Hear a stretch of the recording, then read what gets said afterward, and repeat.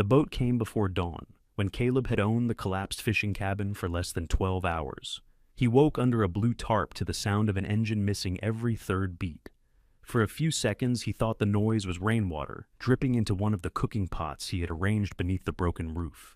Then a white beam swept across the ceiling, caught the exposed rafters, and vanished. Caleb pushed out of the sleeping bag, wearing yesterday's jeans. The cabin's front wall leaned toward the sound, like it wanted to listen too. A workboat emerged from the fog, scarred blue hull nudging toward what remained of the dock. A woman stood at the wheel with one hand wrapped in a red shop rag. "Amos!" she shouted. "I'm bleeding pressure, and I've got 800 pounds getting warm." Caleb stepped onto the crooked porch. "Amos is dead." The engine coughed. The woman stared at him, then at the ruined cabin behind him. "You know hydraulic lines?" "Some." "Some enough?" Caleb looked at the gap where 6 feet of dock had washed away, at the boat's failing engine, and at the coffee tins of fittings his grandfather had left above the workbench. His own family had given him this place because they believed nothing useful could come from it. The woman tossed him a rope. "Then, I guess you're who's here." 14 months earlier, Caleb Mercer had still believed refusing his father would hurt less the second time. It didn't.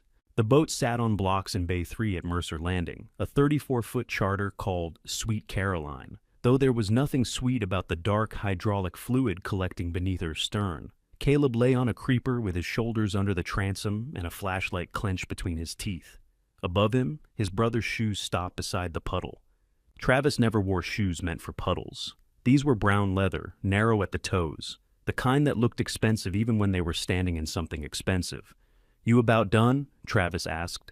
Caleb removed the flashlight from his mouth. "Depends what you mean by done. I mean, Dad's waiting." "Then no." Travis sighed through his nose. At 31, he had perfected the sound of a man being delayed by other people's limitations. Caleb rolled out. His gray t-shirt had ridden halfway up his back, and his hair was full of fiberglass dust. He held up the split hose. "This is the return line. It's not the only problem. You replaced that last week. I replaced a line last week, not this one. How many lines does one boat need? More than you want it to." Travis looked toward the open bay door. Beyond it, afternoon sun glittered on Pamlico Sound. The docks were busy with charter captains hosing down decks while tourists carried coolers toward the parking lot. At the far end of the property, a contractor was measuring the old supply room for the wine bar Brooke wanted. "Buyer's driving in from Raleigh," Travis said. "He'll be here at 4. Then show him another boat. It's part of the package." Caleb sat up. "What package?" Travis's pause was barely there, but it was enough. "The offshore fleet." "You're selling all 3? "We're upgrading. Dad said we were replacing the Helen May." "We are, along with Sweet Caroline and Lucky June." The Helen May had been Caleb's grandfather's boat before Amos's knees got bad. It had a broad stern, a loud Detroit diesel, and more patched wiring than original wiring. Caleb had spent 2 winters rewiring her one section at a time. He set the damaged hose on the concrete. "Does Amos know?" "Granddad doesn't run the marina. That wasn't what I asked." Travis crouched carefully, keeping his slacks clear of the floor. "The buyer needs an inspection sheet on each vessel. Dad wants yours attached before he gets here." Caleb looked up at him. "No. You haven't even seen the sheet. I've seen the steering. It passed the dock test. It failed 6 miles out last Thursday, and came back. Otis Boone tied alongside and steered her in." Travis's mouth tightened. "You hear one story at the diner, and suddenly you're the Coast Guard. I was on the boat." That stopped him. Caleb had gone out after Captain Farlow called from the inlet. Sweet Caroline's wheel had spun uselessly in his hands while the rudder stayed hard to port. The passengers laughed at first, because they thought the circling was part of the trip. Farlow kept smiling until he turned away from them. "You didn't put that in the maintenance log," Travis said. "I put it on Dad's desk. That is not the maintenance log, because Dad told me not to put it in the maintenance log." A metal door slammed in the main building. Both brothers turned. Dean Mercer crossed the service yard without hurrying. He was 60, broad through the chest, silver at the temples, and sunburned in the permanent way of men who believed sunscreen was a character flaw. He carried a clipboard. "There he is," Dean said, "our philosopher under a boat." Caleb got to his feet. Dean handed him the clipboard. 3 inspection forms were clipped beneath a glossy photograph of the fleet at sunset. Caleb's name had already been typed beneath the blank signature lines. Sign where it's marked. Sweet Caroline isn't safe. She needs a hose. She needs the steering cylinder rebuilt, maybe replaced. Dean glanced at the part on the floor. You said maybe. I won't know until I tear it down. Which you're not going to do 3 hours before a sale. That's generally when people tear something down. Before they sell it as working. Travis stood and brushed invisible dust from his knee. Caleb. What? Could you not make every conversation a hostage situation? Dean gave a brief laugh, but his eyes stayed on Caleb. Doc test was clean this morning. The failure is intermittent, like your judgment. Caleb looked at the signature line. It would take 2 seconds. A crooked C, a tall M. Dean had taught him that signature when Caleb was 18 and first started doing official repairs. A man's name means he was there, Dean had said. Don't put it somewhere you weren't. Caleb handed the clipboard back. I'll sign the other 2. You'll sign all 3. No, sir. Dean's jaw moved once. Across the yard, an impact wrench fell silent. Caleb did not look toward the mechanics, which meant he knew they were listening. Dean lowered his voice. Office.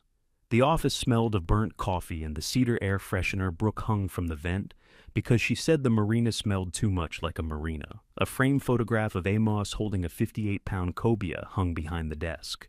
Someone had moved it aside to make room for an architectural rendering of Mercer Landing after renovation, white umbrellas, fire pits, people in pale clothes holding stemmed glasses. Brooke sat at the conference table with a laptop open. At 28, she had Dean's dark eyes and their mother's talent for making bad news sound like a scheduling problem.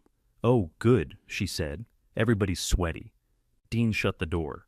Travis leaned against the filing cabinet. Caleb remained standing. Brooke looked between them. What happened?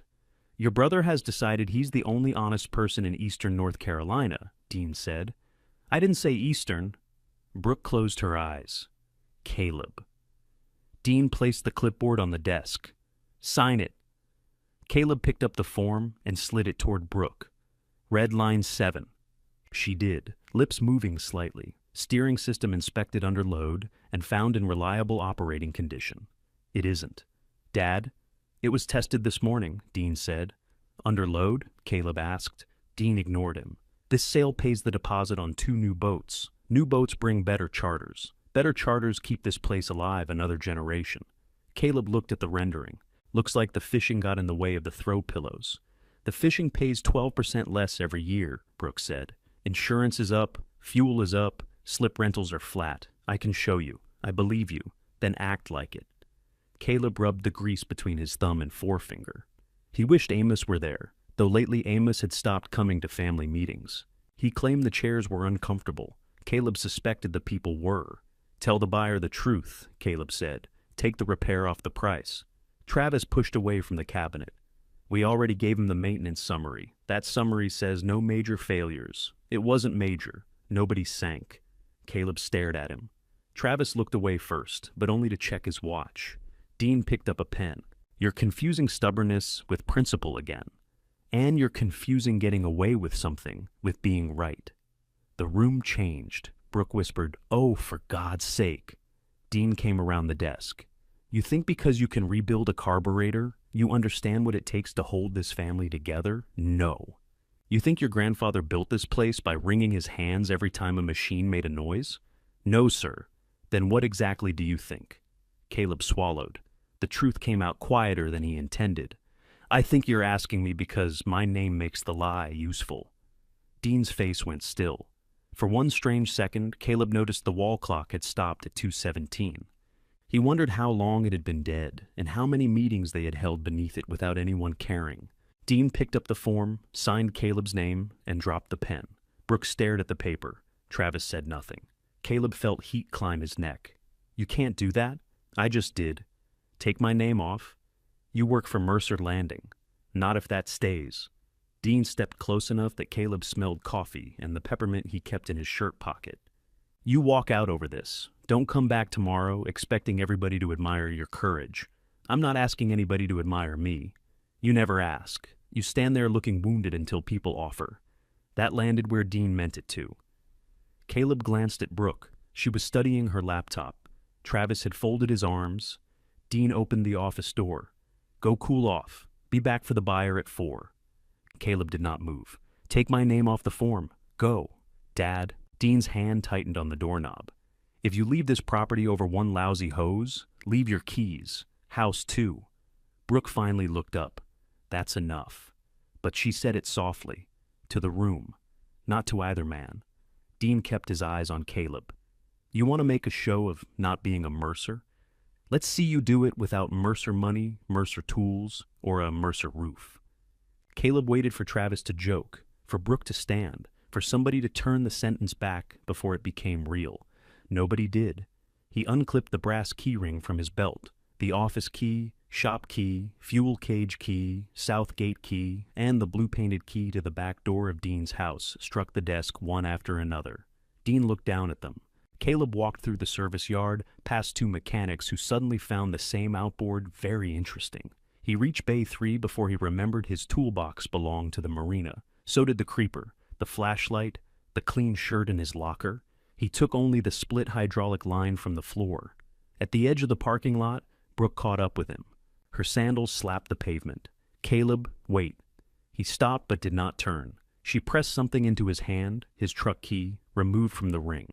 You paid for the truck, she said. He closed his fingers around it. Come back tonight, she added. He'll calm down. Will he take my name off? Brooke looked toward the office windows. That's what I thought. Don't do this like you're the only one who has to live with him. Caleb turned then. Her eyes were wet, which made him angrier than if she had been smiling. You signed off on selling Granddad's boat. It's a boat, yeah. He went to his truck. Where are you going? She called. Caleb opened the door and looked at the damaged hose still in his hand. He had no answer that didn't sound temporary. So he drove away before 4, while behind him, the white umbrellas in Brooke's rendering waited for a future nobody had built yet. He made it 9 miles before the truck started overheating. Caleb watched the temperature needle climb, while Sweet Caroline's split hose rode beside him on the passenger's seat like evidence from a trial nobody planned to hold. He pulled into the gravel lot behind Dobbs' Bait and Ice, shut off the engine, and sat with both hands on the wheel. The hood ticked in the heat. His phone buzzed. Brooke, he let it stop. It buzzed again. Travis this time. Caleb looked through the windshield at a hand-painted sign that said, Live Eels, though the word live had been crossed out and replaced with sometimes. Beyond the bait shop, rust-colored marsh grass bent in the wind. A heron stood in a drainage ditch with the patient disapproval of an old landlord. The shop's back door opened. Leon Dobb leaned out holding a mop. He was 54, round through the middle, and had a beard that began high on his cheeks and continued until it lost interest somewhere below his collar. You buying something? Leon called, or dying? Not sure yet. Buy something first. Caleb got out. Steam whispered from beneath the hood. Leon glanced at it. That answers the dying part. The radiator hose had split near the clamp. Caleb shortened it with Leon's pocket knife, stretched the remaining length back over the fitting, and tightened it enough to get home. Then he remembered home was one of the places he no longer had. Leon watched from the doorway while chewing the end of an unlit cigar. You need coolant? Water'll get me where I'm going. Where's that? Caleb opened his mouth. Leon pointed the mop handle at him. You and your daddy finally shoot each other? No. Disappointing. I had $20 on Thanksgiving. Caleb laughed once. The sound embarrassed him. Leon's expression shifted, though not enough to become kindness. Come inside. You look like you've been fired by a church. The bait shop smelled of salt, damp cardboard, and the industrial coffee Leon sold for 75 cents a cup. A box fan in the front window pushed hot air from one side of the room to the other. Caleb sat at the counter while Leon poured coffee and did not ask anything for almost 4 minutes. It was the most mercy Caleb had received all day. Eventually, Leon nodded at the damaged hydraulic line. Caleb had carried it inside without realizing it. That yours? Sweet Caroline's. That boat still trying to kill people? Caleb looked up. You know, everybody who works the sound knows. Everybody who sells the sound pretends not to. Leon set a packet of powdered creamer beside the cup. It had hardened into a brick. My name's on the inspection form. You sign it? No, then your name ain't on it. Somebody drew it there. My dad drew it. Leon scratched his beard. That complicates Thanksgiving. Caleb told him the rest in pieces. He left out the parts that made him sound sorry for himself. and discovered that without those parts, the story was very short. Leon listened, rinsing the same coffee pot 3 times. When Caleb finished, Leon said, "Room upstairs is mostly boxes. I'm not asking for a room. I'm not offering a room. I'm saying there's a room, and it is mostly boxes. 2 separate facts." Caleb stared into his coffee. "You can move the boxes if they bother you," Leon added. "Some are empty. Don't get excited. I can pay." "With what? My truck's full of clothes. Clothes ain't currency unless they fit me, and judging by your tragic little waist, they do not." Caleb slept above Dobbs' bait and ice that night, on a cot between cartons of foam floats and outdated tide charts. The air conditioner in the window made a noise like a spoon caught in a garbage disposal. At 11, Brooke texted that Dean had changed the locks. At 11:15, Travis wrote, "You made your point. Now, quit being dramatic." At midnight, a third message appeared. "Amos, you got your red socket set?" Caleb stared at it. The set was under the bench in Bay 3. Amos had given it to him when he was 16, after Caleb spent an entire summer losing everybody else's sockets. "No," Caleb replied. 3 dots appeared, disappeared, then returned. "Amos, damn thieves," Caleb smiled despite himself. "Amos, where are you?" Caleb did not answer. He could imagine his grandfather sitting in the brown recliner at his house near Oriental, glasses low on his nose, one thick finger stabbing at each letter. If Caleb gave him the address, Amos would arrive before breakfast with the socket set, a paper bag of biscuits, and an argument. He was not ready for any of those. The next morning, someone pounded on the shop door 20 minutes before opening. Leon shouted from below that decent criminals waited until after sunrise. Amos shouted back, "Then open up for an indecent one."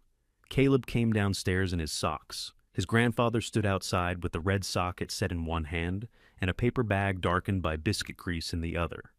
Amos Mercer was 81 and built like a fence post that had survived several attempts at removal. His white hair lay combed straight back. He wore green work pants, a blue shirt buttoned wrong at the bottom, and the expression of a man who had found exactly what he expected and still disapproved. Leon unlocked the door. "Coffee's not ready," he warned. "I didn't come for your coffee." "Good, because it's excellent. Your coffee could strip bottom paint. That's why fishermen like it." Amos walked past him and looked Caleb up and down. His gaze paused at the socks. "You run away without shoes?" "They're upstairs. You quit wearing them on principle?" Caleb reached for the socket case. Amos did not release it. "You steal these?" Amos asked. "They're mine." "Then why were they in Dean's shop?" "Forgot them." Amos held on another second. "Don't forget your things in places people can use them to keep you coming back." He let go. They ate biscuits at the counter while Leon opened the shop around them. Amos did not ask for Caleb's version. That began to bother Caleb more than questions would have. "You talked to Dad?" Caleb finally said. "Yep." "And?" "Man's got a mouth on him. That's your son. Not one of my better designs." Caleb peeled paper from the biscuit. "Did he tell you I walked out?" "He told me you abandoned your job during a critical business transaction. I refused to sign off on a bad steering system." "I know." "How?" I asked Otis. Caleb looked at him. "You believed Otis over Dad?" "I believed the boat." Amos ate half a biscuit in 2 bites. Caleb lowered his voice. "Dad signed my name. I know that too." "You don't seem surprised." "I am surprised. I'm not theatrical. That's convenient." Amos stopped chewing. Caleb wished the words back, but only because he did not want to see the hurt in the old man's face. Amos folded the biscuit wrapper into a smaller and smaller square. "You want me to go down there and hit him?" "No. Good. My shoulder's bad. I want you to say something." "To Dean?" "To everybody." Amos studied him. "I say you were right. Does that give you a place to sleep?" "No." "Get your job back?" "I don't want it." "Then what does it do?" Caleb pushed away from the counter. "Forget it. I didn't say I wouldn't. You made it sound stupid. I made it sound like it won't fix what hurts." Leon carried a bucket of thawing squid toward the bait cooler and quietly turned up the radio. Amos's voice softened. "Dean has spent his whole life mistaking control for protection. He thinks if he owns the roof, he gets to decide the weather under it, and you let him." There it was. Amos's eyes drifted toward the window. A pickup towing a skiff pulled into the lot. "Yes," he said. Caleb had expected a defense. The agreement left nowhere for his anger to land. Amos stood, wiped crumbs from his shirt, and took $70 from his wallet. "I don't need money," Caleb said. "It's for Leon." Leon looked over. "Room's 80. You told me 50. I saw him eat." Amos added a 10. Leon grinned. Caleb put his hand over the bills. "I can handle myself. Didn't say you couldn't." "Then stop." Amos met his eyes. "All right." He returned the money to his wallet. No argument, no wounded sigh. The easy retreat felt worse than being overruled. At the door, Amos paused. "Little Heron Point's still there," he said. "Roof isn't much, but the bench is dry." Caleb's fingers tightened around the socket case. "That's your place. I know where it is. You used to like it. I used to fit in the bunk." Amos almost smiled. "You used to complain less too." He left before Caleb could ask whether the offer was serious. For the next few weeks, Caleb treated independence like a punishment he had to perform correctly. He took every repair Leon sent upstairs, seized lawnmower engines, cracked outboard housings, a restaurant generator that had been fed the wrong oil by a man who insisted oil was oil. Caleb worked in the bait shop's rear shed, where the floor sloped and the radio received one gospel station clearly and everything else is static. He charged too little. Leon corrected the invoices after Caleb went upstairs. "You added $40. I added cents." He said he couldn't afford more. He arrived in a truck worth more than this building. He uses it for work. So do I. Mine's called a building. Word traveled. Fishermen began leaving engines by the ice machine with notes taped to them. Some notes included names. Some included symptoms. One said, "Made demon noise," which turned out to mean a bent propeller shaft. Caleb paid Leon the first month's rent in cash. Leon counted it, returned $20, and said the air conditioner's spoon noise reduced the property value. Brooke came by twice. The first time she brought his clothes in black trash bags and left before he came downstairs. The second time, she stood in the shed doorway while he rebuilt a fuel pump. "Dad says you're repairing Marina customers' equipment. They're Leon's customers. They used to be ours. Maybe ask why they left." She crossed her arms. "Not everything has to be a referendum on your pain." Caleb kept his eyes on the pump diaphragm. "Did Sweet Caroline sell?" Brooke's silence answered. "With my name on it?" The buyer had his own mechanic inspect the fleet. And he reduced the offer. "Because?" "You know because." Caleb set down the screwdriver. "Did Dad fix the steering?" "Yes." That relieved him enough to make him angry again. Brooke watched his face. "You wanted it fixed. It got fixed. I wanted him not to lie. Well, congratulations, everybody lost money instead." She left with the sharp little bell over the shop door, announcing her departure as cheerfully as an arrival. Months settled into a rhythm. Caleb repaired what arrived. He stopped checking Mercer Landing's social media page, then checked it only on Sundays. White walls went up in the old supply room. Brooke posted photographs of driftwood light fixtures. Travis appeared in one beside the new boats, wearing a navy polo and resting his hand on a polished console as if he had invented the sea. Amos visited on Wednesdays. He brought odd jobs nobody had asked him to bring. June Talley's rusted winch motor, Otis Boone's alternator, a bilge pump wrapped in yesterday's newspaper. Sometimes he sat on an overturned bucket while Caleb worked. Sometimes he criticized the radio. He never mentioned Little Heron Point again. By winter, Amos had begun using both hands to rise from the bucket. By spring, he stopped coming every Wednesday. Caleb drove to his house once and found him asleep in the recliner at noon with the television playing an auction show. A mug of cold coffee sat beside him. Caleb fixed the loose porch rail and left without waking him. The last time they spoke, Amos called about a starter motor Caleb had repaired for Otis. "Sounds good," Amos said.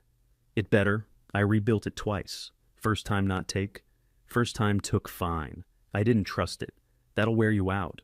"What will?" "Doing everything twice because you don't believe the first thing counts." Caleb leaned against the bait shop counter. "You calling to insult me or praise the starter? Can do both. Good to know." Amos breathed into the phone for a moment. "Lamp at the cabin's gone," he said. Storm took it. Caleb pictured the green metal lamp above the porch, its glass cloudy with salt. "I'll find you another one. No hurry." 2 days later, Brooke called before sunrise. Caleb answered on the first ring, already knowing from the hour that nobody needed an engine fixed. Her voice broke when she said his name. He sat on the edge of the cot, bare feet against the cold floor, and stared at the red socket case beneath the window, while she told him Amos had died in his chair sometime during the night. On the table beside him was a new green porch lamp, still in its cardboard box. Caleb kept the porch lamp in its box for the funeral. He wore the one dark suit he owned, a charcoal thing Brooke had bought for him 3 years earlier and declared acceptable from 10 feet away. It had been fitted when he was 20 pounds lighter. The jacket pulled across his shoulders, and the pants reminded him of every biscuit Leon had charged against the rent. The church smelled of furniture polish and lilies. Amos had disliked both. Caleb arrived early enough to avoid being watched as he entered, then discovered half the county had arrived earlier. Fishermen cleaned up in strange ways. Otis Boone wore polished boots with shrimp net twine in place of one lace. June Talley had put on lipstick, but kept her welding-burned sleeves because, she said, churches ran cold. Leon sat at the end of the third pew, beard combed into a shape that suggested effort rather than success. "You look uncomfortable," he whispered when Caleb sat beside him. "I am. Good. Means the suit works." At the front, Amos's casket was closed. Caleb was grateful until he was not. Dean stood beside it, greeting people with a steady handshake. He had lost weight. The collar of his white shirt hung loose at the neck, and he kept smoothing his tie after it was already straight. Brooke moved between clusters carrying tissues, water, and small instructions. She touched Caleb's arm once as she passed. "You came." He looked at her. "I didn't mean it like that," she said. "Sure?" Travis stood near the guest book, accepting condolences as if he were receiving people at a business opening. But when Otis embraced him, Travis's face collapsed against the older man's shoulder for half a second. He recovered before Otis let go. Dean did not approach Caleb until the service was about to begin. "Your tie's crooked. Good to see you, too." Dean reached up automatically. Caleb stepped back. His father's hand remained in the air between them. "All right," Dean said.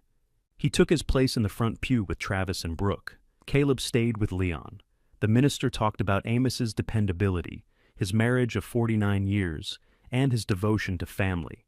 Caleb listened for his grandfather in the sentences and found only a decent man who had never sworn at a fuel pump or cheated at gin rummy. Otis spoke next. "Amos once towed me 9 miles after I told him my engine was fine," he said.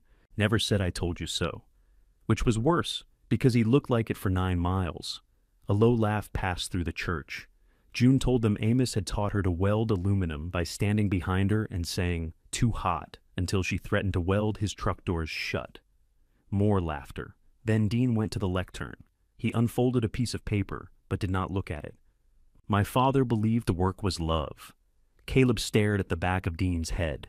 He did not say it much. Maybe he thought saying it would cheapen it.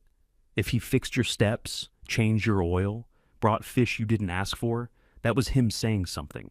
Dean's voice caught on the last word. He gripped the lectern and looked down. Caleb felt an ugly spark of satisfaction, proof that Dean could still be hurt, followed so quickly by shame that the two became indistinguishable. His father finished without crying. When he returned to the pew, Brooke put her hand over his. Dean allowed it to stay. At the cemetery, wind pushed across the open ground, hard enough to snap the canvas awning. Caleb stood apart while the family received folded condolences and paper plates wrapped in foil. There was no useful task he could find. The casket did not need repairing. The hole was already dug. Even the flowers had wire holding them where they belonged. Afterward, Brooke caught him beside his truck. "We're meeting at Granddad's house," she said. "Ms. Shaw needs everybody there. Today? Dad wants it done." "Of course he does. Please don't start. I said 4 words. You can start with your eyebrows." Leon, waiting by the passenger door, rubbed a finger over his own brow. "Mine ever caused trouble. You let me know." Brooke looked at him. "You must be Leon. Depends who owes money." To Caleb's surprise, she smiled. Amos's house looked indecently normal. His garden hose remained curled beside the porch. A coffee cup with a broken handle sat on the rail. Inside, the auction show was frozen on the television because someone had paused it the morning Amos died and never pressed play. They gathered around the dining table. Dean took Amos's chair, then seemed to realize what he had done. He stood and moved to another without comment. Ms. Evelyn Shaw had handled the Mercer family's paperwork since before Caleb was born. She wore navy blue, carried one thin folder, and declined Brooke's offer of coffee. "I'm not going to turn Amos into paperwork more than necessary," she said. He was clear. Most of the major property arrangements were settled years ago. Mercer Landing belonged primarily to Dean, with Amos's remaining interest passing to him. The charter vessels went to Travis, including the Helen May. Brooke received Amos's share of 3 shoreline cottages she had already managed. Personal savings would pay final expenses, taxes, and several small gifts. Caleb listened without surprise. He had expected nothing. Expecting nothing was supposed to prevent humiliation. It did not. Ms. Shaw closed the folder. "There is also the Little Heron Point parcel and cabin." Travis shifted in his chair. Dean looked at Caleb. "It's not worth much." "Then why mention it?" Caleb asked. "Because it has to go somewhere." Brooke turned a water glass in a damp circle. The roof came down in the last storm. "Half of it," Travis said. "The other half's considering its options." Nobody laughed. Ms. Shaw said, "Your grandfather wanted every member of the family to have something connected to the water. He did not specify the disposition of that parcel, only that it remain with one of you if possible." Caleb wondered whether Amos had meant him. He hated himself for wondering. Dean folded his hands. "Brooke and Travis already have property. I have the marina. You can take Little Heron." The offer arrived too smoothly. Dean had prepared it. "As what?" Caleb asked. "Your part." "My part of what?" "The family property." "The family I'm not in?" Brooke exhaled his name. Dean's face tightened. "I'm trying to include you. You're giving me a condemned shack in a marsh. You can refuse." Ms. Shaw looked down at the folder, granting the argument privacy without leaving. Travis said, "The land might sell someday." "To who?" Brooke asked. "Mosquitoes?" Dean's mouth curved. "Your grandfather believed every Mercer should get something appropriate." The words settled over the table. Caleb saw Amos on the bait shop stool, folding a biscuit wrapper. "Don't forget your things and places people can use them to keep you coming back." He looked around the room. Travis had received the boats but could not meet his eyes. Brooke had received cottages already tied to Dean's plans. Dean had received the thing he had spent his life demanding. And Caleb had been offered the only place none of them wanted. "Okay," he said. Dean blinked. "Okay what? I'll take it." Brooke stopped turning the glass. "You haven't seen it in years," she said. "I remember it. It's worse. Most things are." Dean leaned back. "You understand there's no marina access, no equipment, no claim on anything else. I understand you're nervous. I might say yes. I'm making sure you know what you're getting." Caleb looked at him. "So am I." Ms. Shaw opened her folder again. The papers took 15 minutes. Caleb signed where she pointed. He used his own pen. Travis waited until Dean and Brooke went into the kitchen before approaching him. "You did that to irritate him." "That's a bonus. I'm serious. The cabin's a liability." "So's Sweet Caroline." Travis flinched. Caleb lowered his voice. "How's the new fleet?" "Fine. Heard you had electrical trouble on the Kingfisher." "Who told you?" "Electricity." Travis almost smiled. "It vanished. You could come by sometime." "Could I?" "I mean, after hours." Caleb stared at him. Travis rubbed the side of his neck. "Forget it. That seems popular." He walked away before Travis could answer. Brooke met Caleb on the porch carrying an old ring with 2 keys. "One's the cabin," she said. "Other might be the shed, or a padlock Granddad threw away in 1998. Caleb took them. "He talked about you," she said. "When?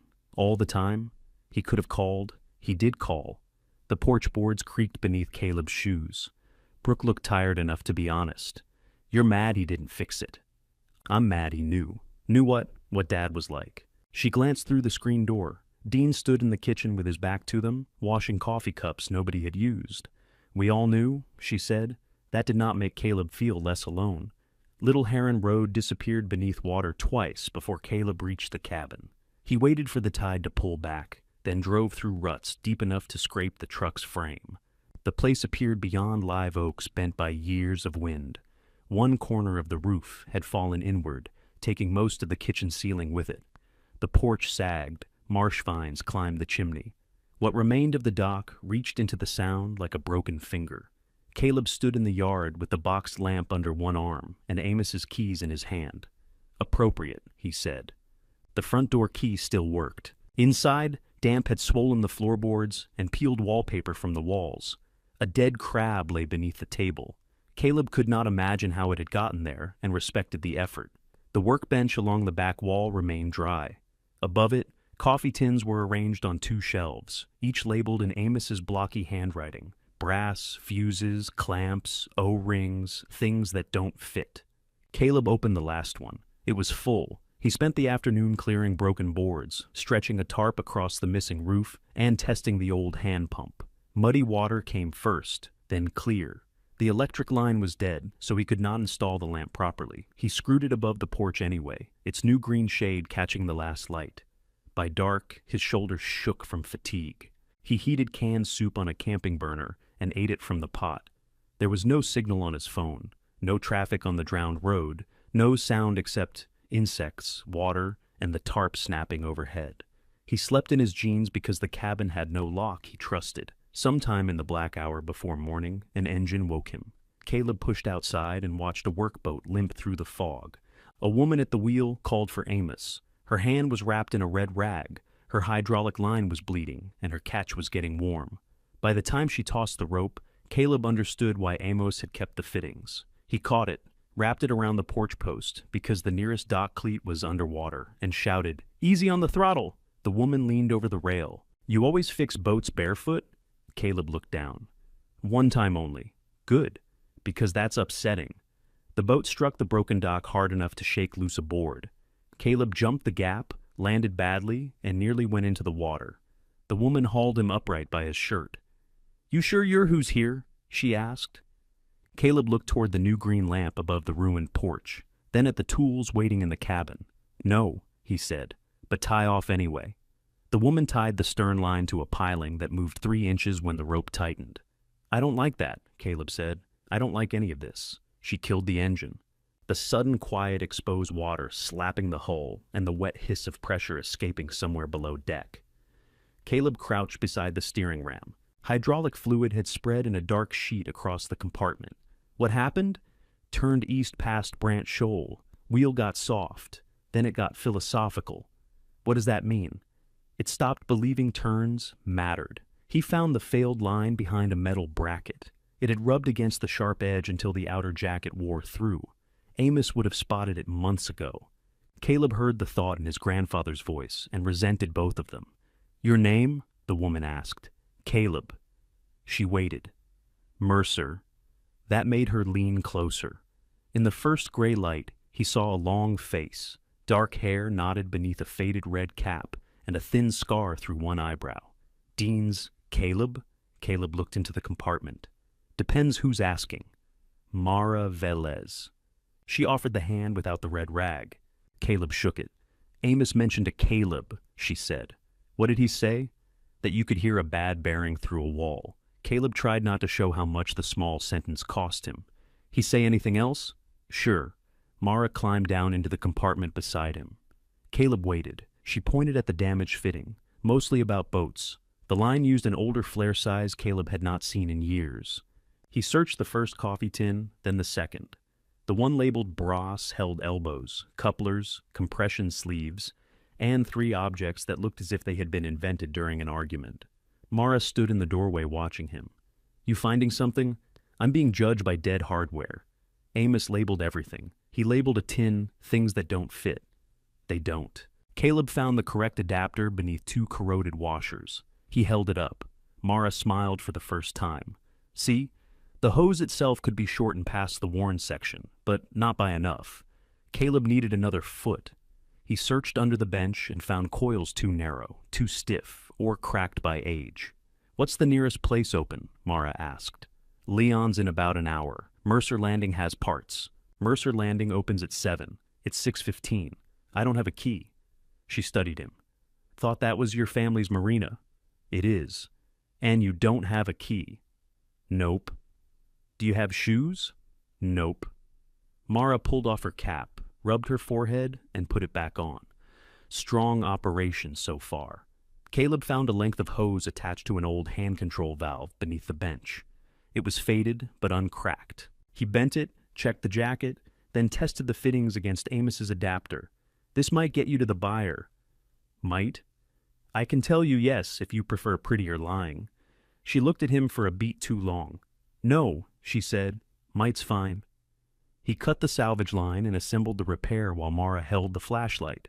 She anticipated what he needed without being asked, shifting the beam before his hand blocked it, passing a wrench by size rather than whichever one was nearest. You work on your own boat? He asked. Workboat works, I work. That wasn't what I asked. My uncle had Esperanza before me. He taught me enough to know when I'm in trouble. Caleb glanced at the blue hull. You named it Hope? He did. I would have named it Paid Off. The system had sucked air. Caleb refilled the reservoir from a half-used jug under Amos's bench, then opened the bleed valve. Turn the wheel left. Mara turned it. Again. It's already left, then right. You inspire confidence. You came to a building with no roof. I came to Amos. The words landed without malice, which made them harder to ignore. They bled the steering twice. Caleb wiped the fittings dry, then had Mara work the wheel while he watched for seepage. Nothing. That gets you back, he said. Replace the whole line before you go out again. Today? Today would be popular. I have to make the processor by 8. After. I have pots to pull. Not with that hose.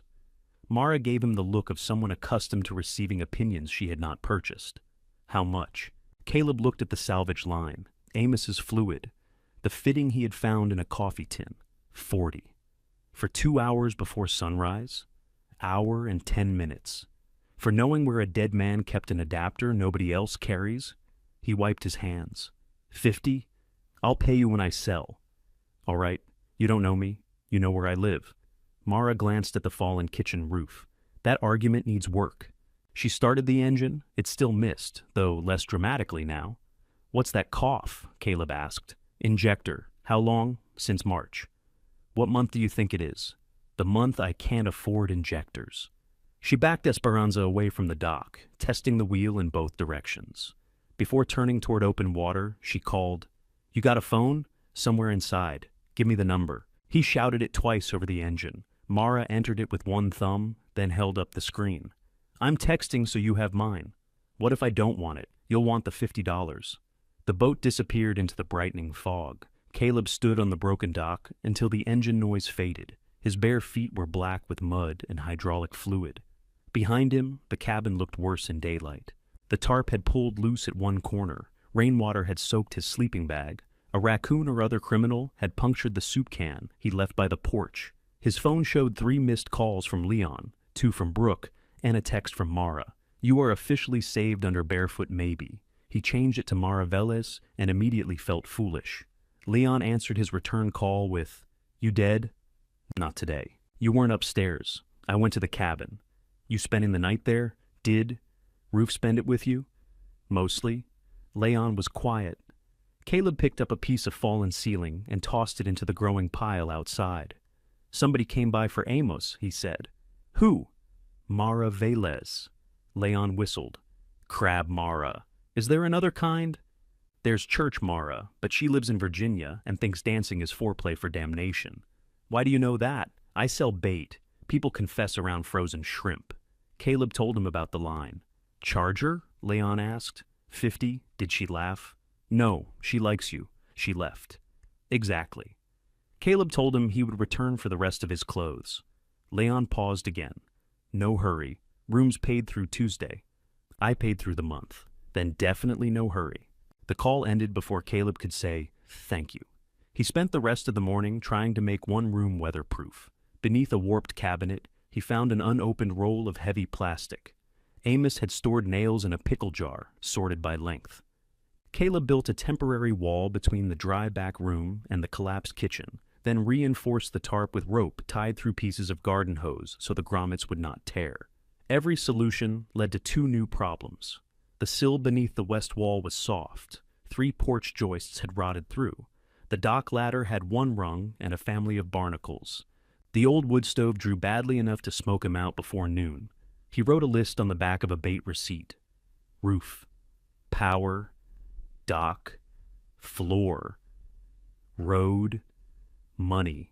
He circled the last one, then added shoes. Around 2, an engine approached. Caleb stepped onto the porch expecting Mara. A narrow aluminum skiff nosed through the reeds instead. Otis Boone sat at the tiller, wearing the same polished boots from the funeral, now covered in mud. "Heard the light was on," Otis said. Caleb looked at the unpowered green lamp. "It isn't. News travels faster than electricity." Otis tied up without asking whether the piling was safe. He carried a canvas bag onto the porch and placed it on the bench. Inside was a carburetor, old enough to vote and corroded enough to regret it. "What's this?" "My airboat won't idle. I'm fixing the cabin." Otis looked around. "You ain't winning. I don't have a parts washer." Amos used a roasting pan. "I don't have solvent." "Blue jug under the bench." Caleb checked. The blue jug was there. Otis lowered himself into the only intact chair. Coffee? No power. Propane stove? No coffee. Red tin behind the flour. Caleb opened the cabinet. A red tin sat behind a paper sack of flour that had become one solid object. The coffee inside smelled faintly stale and entirely familiar. "You people know this place better than I do," Caleb said. Otis removed his cap. "We were here." The sentence was simple. Caleb felt shut out by it. He filled the percolator from the hand pump. Why? Fishing, mostly. "I know that." "Then why ask?" "Because Mara showed up at 5 in the morning like there was a mechanic on duty." There was. Amos was 81. Didn't slow his opinions. He was coming out here. Otis watched him fit the percolator onto the flame, less toward the end. Sometimes we brought things to his house. Sometimes he talked us through a fix over the phone. Sometimes we came here and found what he left. What he left where? Otis pointed beneath the bench. Caleb crouched. Several wooden cubbies had been built against the back wall, low enough that he had overlooked them. Each held a paper grocery sack with a name written across it. Boone, Talley, Velez, Farlow. 3 more names Caleb recognized from boats around the Sound. He pulled out the Velez sack. Inside were 2 hydraulic filters, an injector seal kit, and a penciled note on cardboard. Mara, line behind bracket, is rubbing. Fix before August. Caleb stared at the note. It was late September. Otis leaned forward. "Everything all right?" He knew about the hose. Likely. Why didn't he fix it? Maybe she didn't bring the boat. Why didn't she? You'd have to ask the woman whose business that is. Caleb returned the parts to the sack. Amos had seen the problem, bought what was needed, labeled it, and waited. There was something familiar in that way of caring, quiet preparation followed by silence, until the prepared thing was almost too late to matter. The coffee boiled hard enough to spit from the lid. Otis drank it black and claimed it tasted fine. Caleb believed him because Otis's standards had survived Leon's coffee. He cleaned the carburetor in Amos's roasting pan.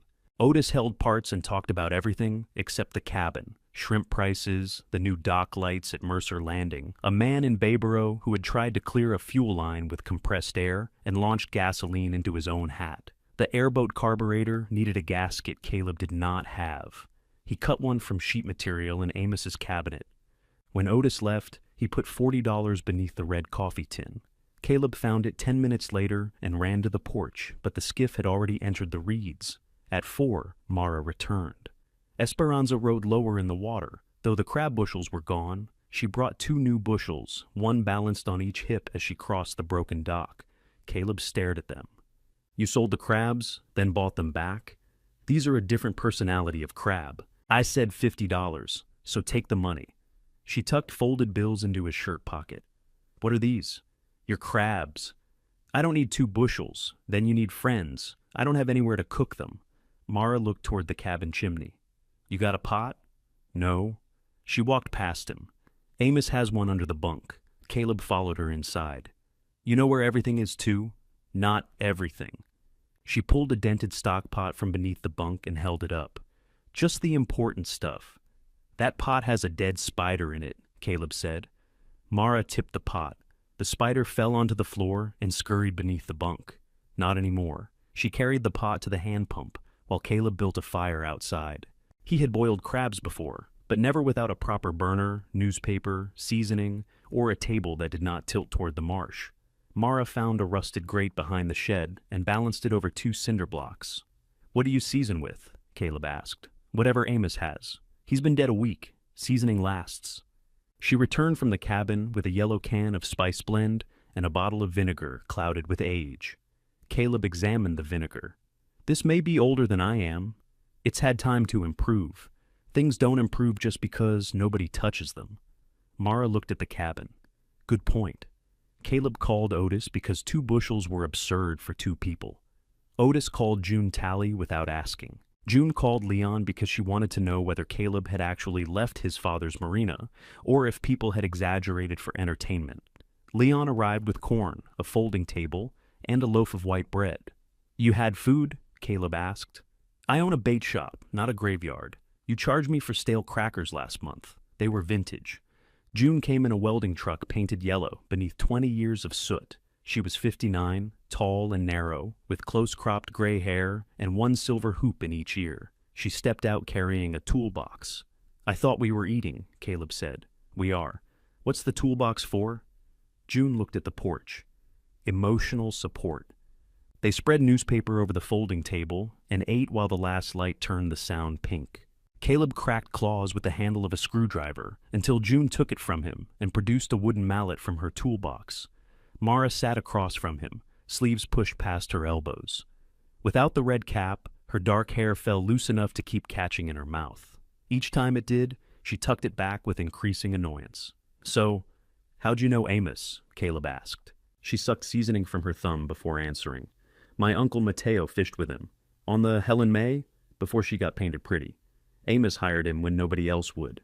Why wouldn't they? Because Mateo was terrible. Otis laughed into his beer. Mara pointed at him. He was. Hard worker, terrible fisherman. Got seasick looking at weather maps. Amos kept him? Caleb asked. He said a man could learn the water faster than he could learn to show up on time. Caleb could hear Amos saying it. The rhythm was exact. Mateo bought Esperanza with Amos's help, Mara continued. When his lungs got bad, I took over. You crab full-time? When the crabs cooperate. I clean rental houses when they don't. Leon reached for the bread. You could clean this cabin. I said rental houses. Somebody pays for those. June examined the roof while chewing. West plate's gone soft. Caleb felt an immediate need to defend wood he had not owned for a full day. Just in the kitchen. Walls spreading. It's been spreading a while. That's supposed to comfort me? She wiped her hands, took a small level from the toolbox, and set it against a porch post. The bubble ran to one end so hard it seemed frightened. Cabin wants to lie down, June said. Caleb collected shells into an empty bushel. I know what it wants. You plan to stop it? I've got a list. Would listen to lists? Mara hid a smile behind her cup. Caleb disliked being watched while people discovered problems he had already discovered. It made his failures feel communal. I can handle the cabin, he said. The conversation quieted by a degree. Otis looked toward the water. Leon picked at the newspaper. June slid the level back into her toolbox. Didn't say you couldn't? It was exactly what Amos had said in the bait shop. Caleb got up and carried the bushel of shells toward the marsh before anyone could see his face. Mara followed a minute later with the second one. You always get mad when people offer help? She asked. I'm not mad. You're throwing crab shells like they owe you money. He dumped them beyond the grass. I took the place yesterday. I'd like 24 hours before everybody decides I can't manage it. June decides nobody can manage anything. It's why she owns tools. I have tools. You have 3 screwdrivers and a roasting pan. I have a socket set. Sorry, didn't realize you were a corporation. They walked back in the dark.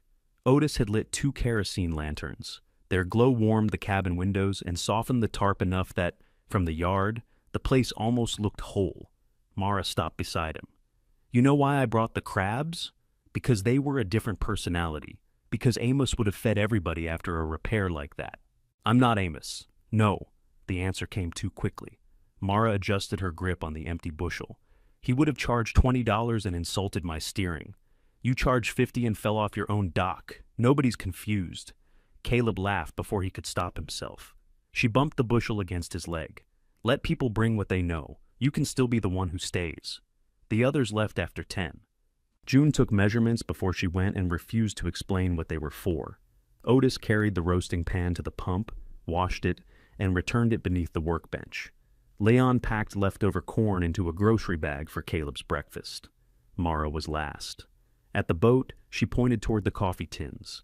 My part's still under there? Filters and an injector seal kit. She stared at him.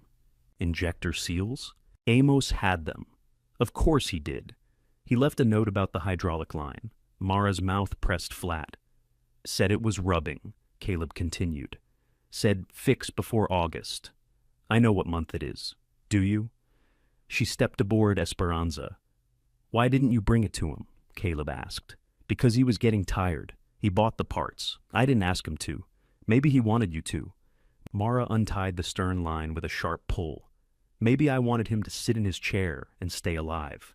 Caleb had no answer. She started the engine. It coughed twice before settling into a rough idle. I'll come back for the seals, she said, when I can lose a morning. You're already losing fuel with that injector. You want to be right, or you want me to return? He looked at her. Mara eased away from the dock. Work on your sales technique, barefoot maybe. For the next 5 mornings, nobody came. Caleb told himself he was relieved. He needed time to clear the kitchen, reinforce the porch, and retrieve his clothes from Leon's. He bought a second-hand circular saw from a pawn shop and a cheap extension cord he could not use. The cash in his wallet thinned. On the 6th morning, Captain Farlow arrived in a skiff with a bilge pump that ran backward. On the 7th, a shrimper named Earl Pruitt brought an alternator and a paper sack of biscuits. By the 2nd week, Caleb had 3 engines beneath tarps in the yard and a coffee can of handwritten job slips on the bench. Boats began appearing before the sun, their running lights sliding through the reeds. Some men asked for Amos, learned he was gone, and left without unloading anything. Others looked at Caleb's hands, asked one question designed to test him, then gave him the work. He failed 2 tests on purpose. When Earl asked whether a fuel pump could be made better than new with household silicone, Caleb said yes, if Earl wanted a household fire. When another captain suggested bypassing an oil alarm, Caleb offered to disconnect the engine instead. They came back. Caleb drove to town for parts every afternoon. At night, he worked beneath kerosene lamps until mosquitoes covered his arms and raised red knots. He slept hard, woke stiff, and discovered that satisfaction and misery could occupy the same muscles. Payment arrived in inconsistent forms. Farlow gave him cash. Earl gave him shrimp and promised cash later. Otis brought the old generator Amos had once repaired for him. It runs, Otis said. Then why are you giving it to me? Runs ugly. I mean, why give it to me at all? Otis shrugged. I got another. The generator ran ugly because one engine mount had split. Caleb replaced it, cleaned the carburetor, and changed the oil. When it started on the 2nd pull, the cabin had power for the first time in years. He connected the green porch lamp before anything else. It glowed against the late afternoon, unnecessary and bright. June returned that evening with 4 steel brackets in the bed of her truck. She had shaped them to cradle the cabin's spreading west wall. How much? Caleb asked. Dinner. I'm serious. So am I. Not crabs this time. They fight back. They jacked the wall in increments while June listened to the wood complain. Caleb cut replacement blocking. Mara arrived halfway through with the new hydraulic hose he had ordered and stayed to hold the work lights. Nobody discussed whether she was losing a morning. The cabin rose by less than an inch. It was enough for the doors to close properly. Caleb made hamburgers on the camp stove. June ate 2, wrapped a third in foil, and told him the brackets would hold until he could replace the sill. Which means they're temporary, Caleb said. Everything is temporary if you neglect it long enough. Mara sat on the porch step, rolling a cold soda can along the back of her neck. That one free, or does he owe you dinner twice? Free advice is how I ruin people. Caleb tried to give June $80. She refused. He put it through the open window of her welding truck. She found it, added another 20, and tucked the bills beneath his tool bag. By the end of the month, he had earned enough to buy lumber for the dock or shingles for the roof, not both. He bought the lumber. Mara helped him set the first new piling from Esperanza. They worked at low tide, guiding the post into black mud, while Otis operated a homemade jet pump that sprayed everyone except the piling. You build this thing? Caleb shouted. Otis wiped mud from his glasses. June did. Explains the rage. June, watching from shore, raised one finger. They completed 12 feet before the tide returned. The new boards looked almost gold beside the gray broken dock. Caleb stood on the final plank, testing its weight. Mara joined him. Their shoulders nearly touched. "Not bad," she said. "It's 12 feet. 12 feet you don't fall through." I fell off the side. Different department. A truck engine sounded on the flooded road. Caleb turned. Dean's black pickup came through the live oaks and stopped beside June's welding truck. His father stepped out wearing a Mercer Landing polo. He took in the boats tied at the new dock, the engines beneath tarps, the repaired wall, and the green lamp burning above the porch. Nobody spoke. Dean looked at the hand-painted scrap of plywood Caleb had nailed beside the road. "Marine Repair," it said. "Before sunrise by chance." Dean read it twice. Then he looked at Caleb. "What exactly are you doing out here?" he asked. "Working," Caleb said. Dean glanced toward the engines beneath the tarps. "On what?" "Boats, mostly." "I can see that." "Then we're off to a strong start." June picked up her tools with deliberate slowness. Otis became fascinated by a coil of rope. Mara stayed beside Caleb on the new dock, close enough that Dean noticed. His father walked toward the cabin. The yard had never seemed small until Dean entered it. He stopped beneath the green lamp. "You put that up." "Seemed better than keeping it in a box." Dean touched the metal shade with 2 fingers. "Your grandfather had one just like it. This is the one I bought him." Dean withdrew his hand. The quiet that followed was not empty. It held the funeral, the office keys, and Amos's coffee cup still waiting on the porch rail. Dean stepped inside. Caleb followed because allowing him to walk through alone felt too much like surrender. The workbench was crowded with parts. Job slips filled the coffee can. Dean removed the top one and read it. Caleb Mercer, Marine Repair, had been printed across the bottom, using a stamp Leon ordered online without asking. Dean turned the paper over, as if there might be a better explanation on the back. "You're using the Mercer name. It's my name, at a competing business." Caleb almost laughed. "This isn't a business. It's a roof problem with tools. Tell that to the 3 customers who canceled work at the marina this month." Mara appeared in the doorway. "Nobody canceled. You told Earl he'd have to wait 11 days. Dean looked at her. "And you are?" "Mara Velez." Recognition moved across his face. Mateo's niece. His niece who waited 11 days once. Caleb said, "Mara?" "What?" he asked. "I can talk to my father." Dean folded the job slip and put it in his pocket. "That belongs to me," Caleb said. Dean removed it and laid it back on the bench. "You think these people are coming because of you?" The question found its mark so neatly Caleb suspected Dean had been carrying it for years. "No," Caleb said. "They came because Dad spent 50 years making himself useful. Don't confuse inheriting his bench with earning his reputation." "I don't. Your sign says otherwise. My sign says, I'm awake by chance. You know what I mean?" "No, I know what you're trying to mean." Dean's gaze moved over the coffee tins, the grocery sacks in the cubbies, Otis's generator vibrating outside. Some of the anger left his face and was replaced by something Caleb could not read. "He shouldn't have been doing all this," Dean said. "Helping people, working alone out here, not at his age." "You knew?" "I knew he came." "You know about the parts?" "No." "The repairs?" "I didn't ask for an inventory." Caleb stepped closer. "You knew he was driving down a flooded road to fix boats, and you didn't stop him?" Dean's eyes sharpened. "You stop Amos." That was fair enough to make Caleb angrier. "He could have done this at the marina," Dean continued. "He chose not to? Why? You'd have to ask him." "Convenient." Dean looked at the bench. "He thought we charged too much." "You did. We charge what it costs to keep a real operation open." Caleb glanced at the fallen roof. "You got me there?" Dean rubbed his palm across his mouth. He looked suddenly exhausted. "Come back," he said. Caleb thought he had misheard. "What?" "We need another mechanic. Proper salary. Benefits. You don't have to deal with sales."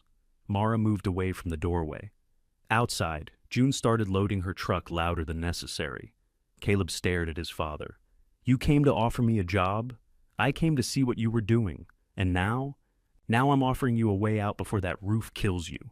Does my name come off the inspection sheet?" Dean's jaw tightened. "The boat was repaired. That wasn't my question.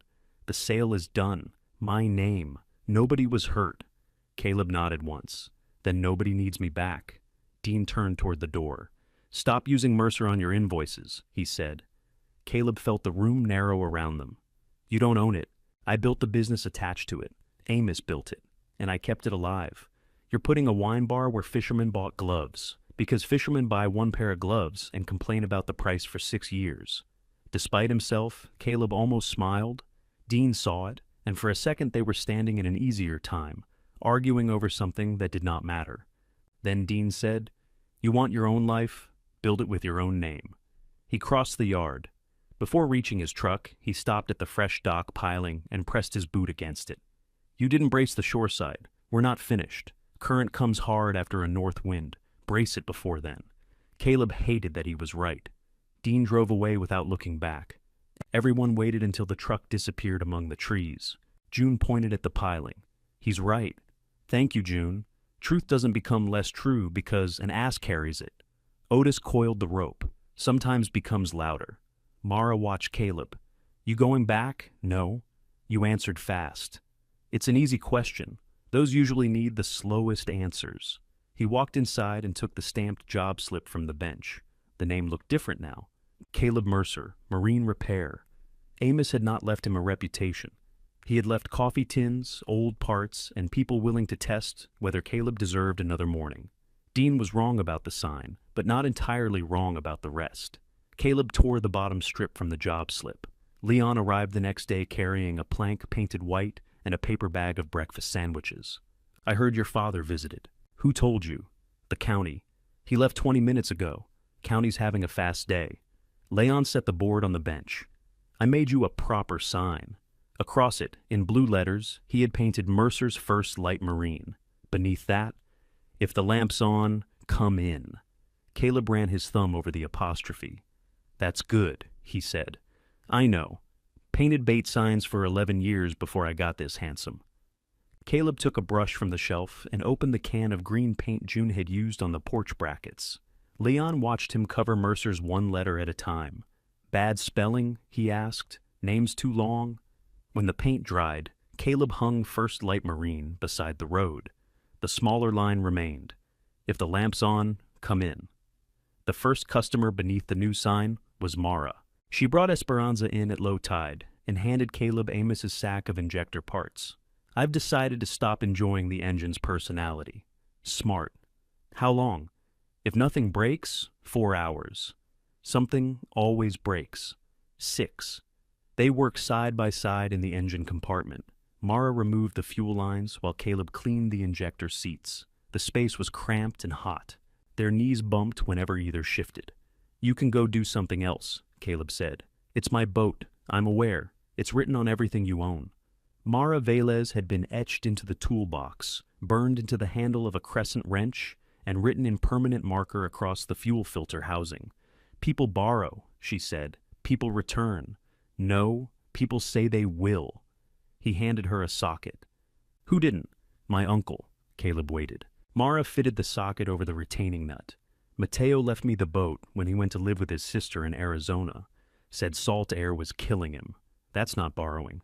He also left $6,000 on the engine note and a live well that leaked. So, you got hope. I got character." She leaned hard on the wrench. It slipped, and her knuckles struck the block. Caleb caught her wrist before she hit it again. "Easy.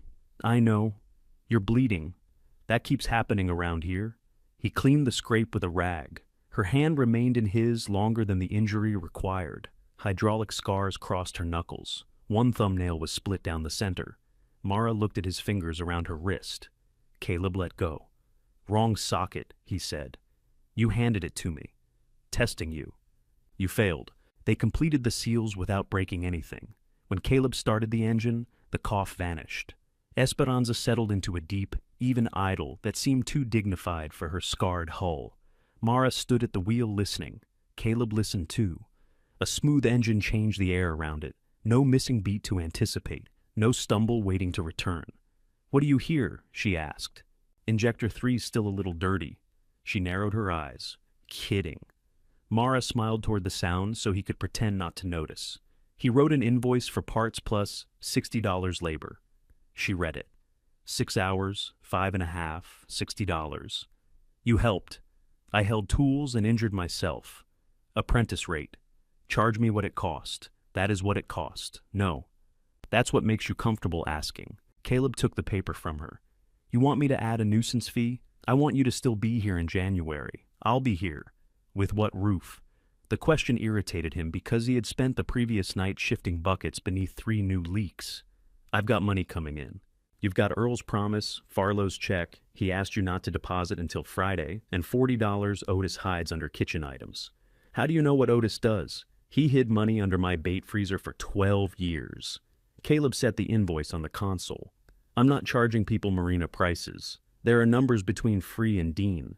He looked at her. Mara's voice softened. Amos didn't know that either. She paid the invoice, then added $80. Caleb tried to return it. She closed his fingers around the bills. Keep the engine running, I keep the boat.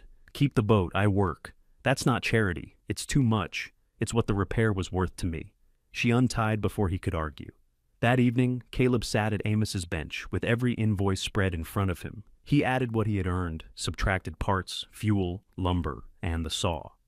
The number remaining was smaller than the cash in his wallet, which seemed impossible until he remembered the roof had not yet entered the arithmetic. He wrote honest labor beside each unpaid job. The total made him feel greedy. He crossed it out, then wrote it again. A wind from the north arrived after midnight. Caleb woke to the dock lines creaking and rain beating the tarp. He pulled on his boots and ran outside with a flashlight. The new piling leaned toward the current. Dean's warning came back in his exact voice. Brace it before then. Caleb waded waist-deep into black water, wrapped a temporary line around the piling, and hauled until his shoulders burned. The dock shifted beneath him. One fresh board tore loose and vanished into the reeds. By dawn, the piling still stood, crooked but standing. Caleb sat in the mud beneath the green lamp, soaked through and furious. A thermos appeared beside his knee. Mara lowered herself onto the porch step. Esperanza rocked at the damaged dock behind her. She did not say Dean had been right. She poured coffee into the lid and handed it to him. After a while, Caleb said, I should have braced the shore side. Yep. He drank. The coffee was hot enough to hurt, which was one of the things he liked about it. Mara stayed until the tide turned. They reset the piling with a jack, drove a diagonal brace from the shore side, and recovered the missing board 200 yards down the reeds. Caleb waited after it. Mara stood on the dock, directing him left and right, with the confidence of someone who was not chest-deep in cold water. You see it? She called. I see mud, 2 feet left. My left, the water's left. That clears it up. When he finally grabbed the board, a hidden oyster shell cut through the knee of his jeans. He climbed onto the bank, shivering. Mara looked at the blood. You're committed to making this place expensive in small ways. I got the board. You own more boards. I own that one. She shook her head, but her mouth curved. After they secured it, Mara stood on the end of the dock and shifted her weight. Nothing moved except the water beneath them. Better, she said. Caleb watched the brace hold against the current. He didn't even look happy about being right. Dean? He looked tired. People can be 2 things. He's usually one thing very loudly. Mara leaned against the piling. You wanted him to be proud. Caleb wiped mud from his hands. Of a crooked dock? Of you making one. He walked toward the cabin with the recovered board beneath his arm. That coffee was free, Mara called. The conversation apparently cost too much. The roof began before winter. June found salvaged metal panels from a seafood warehouse outside New Bern. Otis contributed rafters from a shed he had taken down years earlier and stored because he considered throwing away straight lumber a spiritual failure. Leon organized a Saturday workday without telling Caleb until trucks started arriving. Caleb protested for 11 minutes. Then June handed him a pry bar and said, You can be grateful after we stop your bedroom from becoming outdoors. They removed the broken roof in sections. The west wall had to be jacked again. 2 rafters crumbled at their ends, and a colony of palmetto bugs evacuated through the kitchen with more organization than the Mercers had ever shown in a meeting. Mara worked on the ridgeline in a safety harness she claimed had expired only emotionally. Caleb spent the morning trying not to watch her move along the rafters. At lunch, everyone sat in the yard eating sandwiches from coolers. Brooke's white SUV came down the road and stopped beside the trucks. She stepped out wearing jeans, sunglasses, and shoes worth protecting from the mud. Caleb set down his sandwich. You lost? I followed the parade. Her gaze traveled up to the roof. Mara stood silhouetted against the sky, fastening a panel. "Who's that?" Brooke asked. "Mara." "Boat? Mara? How do you know that?" "You said her name at Granddad's house." "I did not." "Then Dad did." Caleb looked at her. Brooke removed her sunglasses. "Relax. He knows boat owners." She walked through the cabin slowly. New shelves had replaced the warped cabinet. The workbench was crowded but ordered. Invoices hung from a nail, and a dry erase board listed jobs by boat name. "You really did it," she said. "Roof's not done." "I don't mean the roof." Caleb waited for the criticism. Brooke had never visited without carrying one, though sometimes she wrapped it in concern. She touched the green lamp switch. Dad hates the name. "First Light?" "He says it sounds like a retirement community." "He wanted me to stop using Mercer. That doesn't mean he wanted you to listen." A hammer struck overhead. Brooke lowered her voice. "Travis says you're taking customers. People aren't luggage. I can't take them." "You know what I mean." Dean put a tasting room where their parts counter was. "The bar makes more in one weekend than the parts counter did in a month. Then everybody's happy." She looked toward the yard. Otis and Leon were arguing about whether a tomato belonged on a fish sandwich. June ate quietly while pretending not to referee. "Are they paying you?" Brooke asked. "For repairs, for the roof." "No." "And that doesn't bother you?" "Constantly." Brooke smiled faintly. "At least you're still you." Before leaving, she handed him a flat cardboard box. Inside was Amos's old brass wall clock from the marina office. Dad was throwing it away, she said. The face had yellowed. The hands were stopped at 2:17. Caleb ran a finger over the scratched glass. It was broken. Granddad fixed it twice. Then it broke twice. "Maybe your third." She put on her sunglasses. "Come for dinner sometime," she said. "Whose dinner?" "Our house." "Dad's?" "That sounds terrible." "It probably will be." She left before he could decline properly. Caleb repaired the clock that night. The winding spring was intact, but the mechanism was packed with dust. He cleaned each gear and found a bent tooth in the escape wheel. Straightening it took 2 hours and language Amos would have recognized. At 1:06 in the morning, the clock began ticking. Caleb hung it above the workbench. The sound filled the cabin, steady and unreasonable. He was still awake when Captain Farlow arrived at 4:30 with a Seas trim motor. By sunrise, 3 more boats waited. Work gathered faster than Caleb could finish it. He began sleeping 4 hours a night. Jobs moved from the bench to the floor, then beneath tarps outside. He hired nobody because wages felt impossible, and because explaining Amos's system to someone else would force him to admit he did not entirely understand it. He stopped eating breakfast. He forgot to return calls. He charged more but remained convinced every invoice required an apology. Mara noticed. "You write labor like it's a confession," she said, examining one. "People like knowing what they're paying for." "Then why did you cross it out twice?" Pen slipped. Pen had a crisis. She had brought Esperanza in because the engine temperature climbed whenever she ran above 1800 RPM. Caleb checked coolant, belts, thermostat, and intake flow. The raw water impeller had lost 2 vanes. "You ran aground recently?" he asked. "Not in a way I'm admitting. Pieces may be in the cooling line." "How long? I can have it by dawn." Mara looked at the jobs stacked around him. "Tomorrow's fine. You lose a morning. I lose an engine if you get stupid." "I said dawn." She studied his face. Then dawn. The old impeller came out after dark.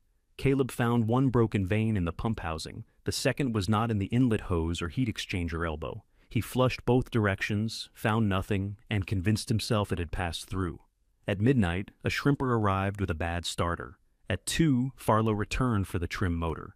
At 3:15, Caleb installed the new impeller backward, caught the error, removed it, and started again. By 5, Esperanza pumped a strong stream of water. The temperature held at idle, and at 2000 RPM tied to the dock. Mara arrived with coffee. "You sleep?" she asked. I blinked slowly. She looked at the raw water pump. "Find both pieces? System's clear." "That's not what I asked." I flushed it. "Both directions?" "Yep." She gave him the coffee. "You're a terrible liar when tired. I'm a terrible liar rested. That should comfort me." Esperanza left before sunrise. At 7:20, Caleb's phone rang. Mara did not say hello. Temperatures at 225 and climbing. Caleb was already reaching for his keys. "Shut it down. I'm west of Brant Shoal. Shut it down now. I've got pots on the north line. Mara, the engine noise vanished behind her voice. Caleb loaded tools into his truck, then remembered the problem was on water. Otis's skiff sat at the dock, with the key hidden in the cup holder, because Otis believed thieves deserved transportation if they understood choke. Caleb found Esperanza drifting 4 miles out, steam feathered from the engine compartment. Mara stood at the stern, with both arms folded. He boarded without speaking. The new impeller was intact. The thermostat opened properly. When Caleb removed the heat exchanger elbow, a black rubber fragment dropped into his palm. The missing vein. It had lodged crosswise where his first flush should have dislodged it. Mara saw it. Caleb closed his fingers. "What's that?" she asked. "Part of the old impeller. The part you said wasn't in the system. I said the system was clear. You said you flushed it. I did. Not enough. No." The honest word did not make the mistake smaller. They let the engine cool. Caleb replaced the elbow gasket and refilled the lost coolant. Esperanza started, but white vapor drifted from the exhaust longer than it should have. At the dock, a compression test showed 1 cylinder low. Caleb tested it again. Then a third time. Mara stood in the cabin doorway. "Doing it twice because you don't believe the first thing counts?" He looked at her. "Amos said that," she added. "About you." Caleb removed the gauge. "Could be the head gasket. I'll pull the head tonight. How much?" "Nothing." "How much is the repair?" "You're not paying." "That's not an answer." "I missed the vein." "Yes, I'll fix it." "And the pots I didn't pull?" "The buyer I missed?" Caleb's face burned. "I'll cover it." "With what?" "I have money. You have roofing debt and 4 checks in that coffee tin waiting for Friday." He turned toward the engine. "I said I'll handle it." Mara caught his arm. "Stop saying that, like it ends the conversation." He pulled free. "I made the mistake. What do you want me to say? That you were too tired and too scared to tell me you couldn't find the piece?" "I wasn't scared. You lied about the flush before the boat left." "I didn't lie. You changed the sentence until it sounded safer." The words struck with Dean's pen on paper behind them. Caleb picked up the tool tray too fast. Sockets scattered across the deck. Mara watched him crouch to retrieve them. "You don't get to turn yourself into free labor until everybody forgives you," she said quietly. "That's not repair." "What is? Letting the cost be real? Letting me be angry? And fixing your business so being tired doesn't decide whether my engine lives." Caleb stared at a socket near her boot. Mara stepped around it and onto the dock. "I'm getting a ride home with Otis. I can drive you. I know." She walked toward the road without looking back. Caleb remained aboard Esperanza as the engine cooled around him. Above the cabin bench, Amos's clock kept time with a clean, hard tick. For once, Caleb did not take it down to see what might be wrong. Caleb closed first light for 3 days. He turned off the green lamp before sunrise and tied a piece of cardboard beneath the sign. "Engine damage. My fault. Existing jobs will be called." He stood in the road reading it until the words stopped looking like language. His first call was to Farlow, whose trim motor still needed testing. The second was to Earl, whose alternator waited beneath the bench. He offered to return every unfinished job and refund every deposit. Farlow said, "You running away?" "No." "Then finish it Tuesday." Earl said he had forgotten about the alternator. "It's been here 9 days. See? Safe as a bank." 2 customers collected their equipment. One accepted a refund and stared at Caleb long enough to make sure he felt it. The rest agreed to wait. Caleb took Esperanza's cylinder head to a machine shop in New Bern. The machinist set a straight edge across it, slid a feeler gauge beneath the center, and whistled. "How hot?" 225. "For how long?" "Not long." The machinist looked at him. "Long enough," Caleb said. The head could be resurfaced, but one valve seat had shifted. Parts, machining, gaskets, coolant, and the cracked exhaust elbow Caleb found later came to $1,486. He wrote the number on Amos's dry erase board. Then he added what Mara had lost by missing the processor using the price posted that morning. The total became $2,206. Caleb had $2,400 in the business account Leon forced him to open. It represented the roof balance, winter fuel, 3 parts orders, and almost everything First Light had earned. He wrote Mara a check for $720. The cabin roof did not care. Neither did the parts suppliers. He spent the first closed day pulling the head and cleaning the deck. He spent the second reassembling every job schedule in the order promised, rather than in the order of whoever arrived looking most desperate. On the third morning, Brooke came through the door, carrying Fury and a leather tote bag. "What did you do?" she asked. Caleb looked up from Esperanza's engine. "Good morning. Dad says you posted some public confession beside the road. It's cardboard. He says people are taking pictures. People enjoy cardboard." She dropped her tote onto the workbench. Mercer Landing had 3 cancellation calls yesterday. All 3 mentioned First Light. The lamp's off. That doesn't matter now. Caleb wiped his hands. "Why are you here? To tell you this wounded honest man performance is hurting everybody." He looked at the cardboard sign through the window. Rain had softened one corner. "You think I damaged Mara's engine for publicity? I think you put my fault in letters big enough to read from a moving car because part of you wanted Dad to see it." Caleb started to answer, then stopped. Brooke saw the hesitation. "Oh, wow," she said. "You did. I wanted it clear. To customers or to him? Both." She pulled off her sunglasses. "You know what normal businesses say? Close for repairs. They don't build a roadside altar to personal responsibility. Normal businesses don't sign other people's names. There it is. What? Every single road leads back to that inspection form. Because it happened. Yes, it happened. And now Dad's doing the Mercer Landing renovation, with half the commercial fishermen in the county watching you punish yourself beautifully." Caleb set the rag down. "You drove out here to defend his feelings? I drove out here because I'm tired of cleaning up after all of you. Then stop." Brooke laughed, but nothing about it was amused. "Sure, I'll stop. I'll stop managing the cottages whose income covers the marina note when charter bookings dip. I'll stop reassuring vendors while Travis buys uniforms and Dad pretends the tasting room can't fail. I'll stop telling lenders that the renovation is on schedule when every contractor changes the number." Caleb stared at her. She turned away, blinking hard. "You said the cottages were yours?" he said. "They are." "Then why are they covering marina debt?" "Because Dad needed collateral for the new boats. Travis and I agreed." "When?" "Before Granddad died."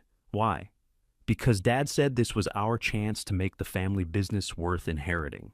The last word broke unevenly. Caleb leaned against the engine hatch. "You told me the bar made money. It does. So, what's wrong? Everything costs more than the plan. Insurance, dredging, the kitchen vent. Travis booked winter charters before the new boats were delivered, so now we're paying captains to use other people's vessels. If spring is good, it's manageable. And if it isn't..." Brooke looked toward the sound. He wanted to say she had chosen it. The sentence lined itself up neatly. She had helped Dean. She had turned the supply room into a bar and treated Caleb's refusal like a tantrum. Then he saw how tightly she gripped her sunglasses. "Does Dean know you're scared?" he asked. "Dad knows numbers. That wasn't my question." She put the sunglasses on the bench before she snapped them. "No," she said. Caleb nodded toward the stool. "Sit down. I'm still mad at you." "Sit mad." Brooke sat. He made coffee. When he handed her the mug, she took one sip and grimaced. "This is terrible. It's Amos's." Amos drank terrible coffee. They were quiet a while. Then Brooke looked at the dry erase board. "What's all that?" "Work." "No, that's panic with boat names." Caleb followed her gaze. Parts costs, promised dates, phone numbers, and arrows crowded the board. 3 customers had been written in spaces left by erased names. No system distinguished paid work from promises or emergencies from ordinary service. "It makes sense to me," he said. "That is what people say before an audit. I don't need an audit. You need folders. I have a coffee can." Brooke opened her tote and removed a laptop. "No, I didn't ask. I'm not giving you access to my money." "What money?" He stared at her. She almost smiled. "Show me the invoices." For 4 hours, Brooke sorted First Light into categories Caleb had resisted believing existed. Parts deposits, labor due, finished work awaiting pickup. Cash payments he remembered but had not marked. Barter he could accept, and barter that left him owning 26 pounds of shrimp, while the power bill remained unimpressed. She made a weekly schedule and left one morning open for emergencies. She set a minimum labor charge. "Nobody pays that," Caleb said. "Then nobody gets repaired. Otis will complain. Otis can pay in generator maintenance and gossip. Everyone else uses money." She found the check to Mara beneath his ledger. 720, lost catch. Does she want this? She should get it. That wasn't what I asked. Caleb took the check from her. It's what it cost. Brooke watched him. You don't have to make the business die to prove the mistake mattered. Mara said the cost had to be real. Real is not the same as fatal. The sentence sounded enough like something Mara might say that Caleb disliked it from both directions. Brooke closed the laptop near sunset. I emailed you the files. I hate files. You hate nouns whenever they require responsibility. At the door, she paused beneath the brass clock. You fixed it. Third time. She listened to the ticking. Dad didn't throw it away, she said. You said he did. He put it in a box marked storage. I stole it. Caleb looked at her. Brooke shrugged. I was angry. The confession surprised a laugh out of him. She smiled, then turned serious. Don't tell him what I said about the marina. I won't. And don't get smug. Wasn't planning to. You were born planning to. After she left, Caleb replaced the cardboard sign. Closed for 3 days, reopening with better sense. He turned the lamp on. Mara arrived after dark in Otis's skiff. She stepped onto the dock, carrying a paper bag from a fried seafood place. I saw the lamp. Caleb nodded toward Esperanza. Head comes back tomorrow. She put the bag on the porch table. June says you haven't eaten. June welds. She doesn't diagnose. She diagnosed stupid. That's chronic. Mara noticed the new sign by the road. Better sense, limited supply. He handed her the check. She unfolded it, read the amount, and looked at him. That's the processor loss, based on this morning's price. I had fewer crabs than that. You said 800 pounds. That was the first morning. How many this time? 560. Caleb reached for the check. I'll write another. Mara moved it away. I'll deposit this, then give me the difference. No, I'll apply it to the engine repair. You're not paying for that. I'm not. You are. This goes back into the account so you can buy the parts you're paying for. That's just passing the same money around. Yes, it's called a functioning economy. He folded his arms. Mara placed the check in her jacket pocket. I'm still angry. I know. You looked me in the face and let me take the boat. I know. You were more afraid I'd think you couldn't fix it than you were afraid it wasn't fixed. He forced himself not to defend the sentence. Yes. Mara waited, perhaps expecting him to soften it. He did not. She nodded once. Better. They ate fried flounder on the porch. Mara did not sit close to him. Caleb did not try to make her. Halfway through the meal, a boat light appeared beyond the reeds. Caleb started to stand. Mara caught his sleeve. You're closed. Could be trouble. Could be somebody who saw the lamp. The boat sounded one short horn. Caleb looked at the road sign, then at the green light burning over his head. If the lamp's on, Mara said, they come in. He switched it off. Darkness settled across the porch. The approaching boat slowed, turned, and continued up the sound. Caleb sat down again. Mara released his sleeve. It was the first repair he made that evening. The head came back flat, clean, and $400 more expensive than the machinist's first estimate. Caleb installed it with the cabin doors open to a cold wind off the sound. He worked from Brooke's printed checklist, stopping after each torque sequence to mark the step rather than trusting exhaustion to remember it. Mara watched from the porch for the first hour. You can leave, he said. I know. You standing there won't improve the compression. I'm not here to improve it. Caleb bent over the engine again. Mara eventually went to town. She returned with sandwiches and did not bring up the missing vein. That almost made the silence worse, but he allowed it to remain hers. At sunset, he turned the key. Esperanza's engine cranked twice and caught. A white haze drifted from the exhaust, then cleared. Caleb let it warm while watching the gauges. The temperature rose to 168 and stayed there. He brought the RPM up in stages. 1700. 2000. 22. The needle did not move. Mara stood at the wheel with one hand resting near the throttle. Test run. Tomorrow. Why? Because I've been awake since 3. She looked at him. Better sense, he added. The corner of her mouth lifted. Tomorrow. They took Esperanza out at first light. Caleb sat beside the engine hatch with a temperature gun and a notebook, while Mara ran her through every speed she used on a working day. The sound was flat and dark beneath a winter sky. Their wake spread silver behind them. At Brant Shoal, Mara throttled back. This is where it overheated, I remember. You got very bossy on the phone. You wanted to pull pots with the gauge at 225. They were good pots. You can't harvest crabs with a melted engine. Depends how fast you work. She pushed the throttle forward. Esperanza climbed onto plane. Caleb watched the temperature gauge. 172. Mara held the course for 10 minutes, then 20. Caleb loosened his grip on the notebook. Good? She asked. So far. That's all I get? I could lie prettier. She laughed. He had missed that sound more than he wanted to admit. They ran north toward her line. The crab pots would be pulled the following morning, but Mara wanted to check the buoys after several days of rough water. At the fourth buoy, she cut the engine. The sudden quiet startled him. What? Nothing. Why'd you shut down? To see if it starts hot. Caleb recognized the kindness in the excuse and chose not to expose it. They drifted beside a low bank of cloud. Mara opened a thermos and passed it to him. Coffee? Does it hurt? Probably. He drank. Mara rested her forearms on the wheel. Mateo used to tell me every bad thing that happened on this boat was because I didn't listen. Were you listening? Not usually. Then he had a point. He also ran it aground in clear weather and blamed a reflective cloud. Those are dangerous. Pretty much sky reefs. Caleb smiled into the thermos. She looked toward the buoy. When his lungs got bad, he quit coming down to the dock. Wouldn't let me help him aboard. Said he didn't need to be carried around his own boat. That sounds familiar. I got mad. Told him Esperanza ran better without him. Caleb said nothing. He left for Arizona 3 days later. We're polite on the phone now. You could tell him. What? That you didn't mean it. I meant it when I said it. That's not the same as meaning it now. Mara took back the thermos. You practicing advice? Testing a concept. You call Dean? No. Brooke. She came here. That wasn't what I asked. Caleb looked at the dormant gauges. Engines cooled enough. Mara restarted it.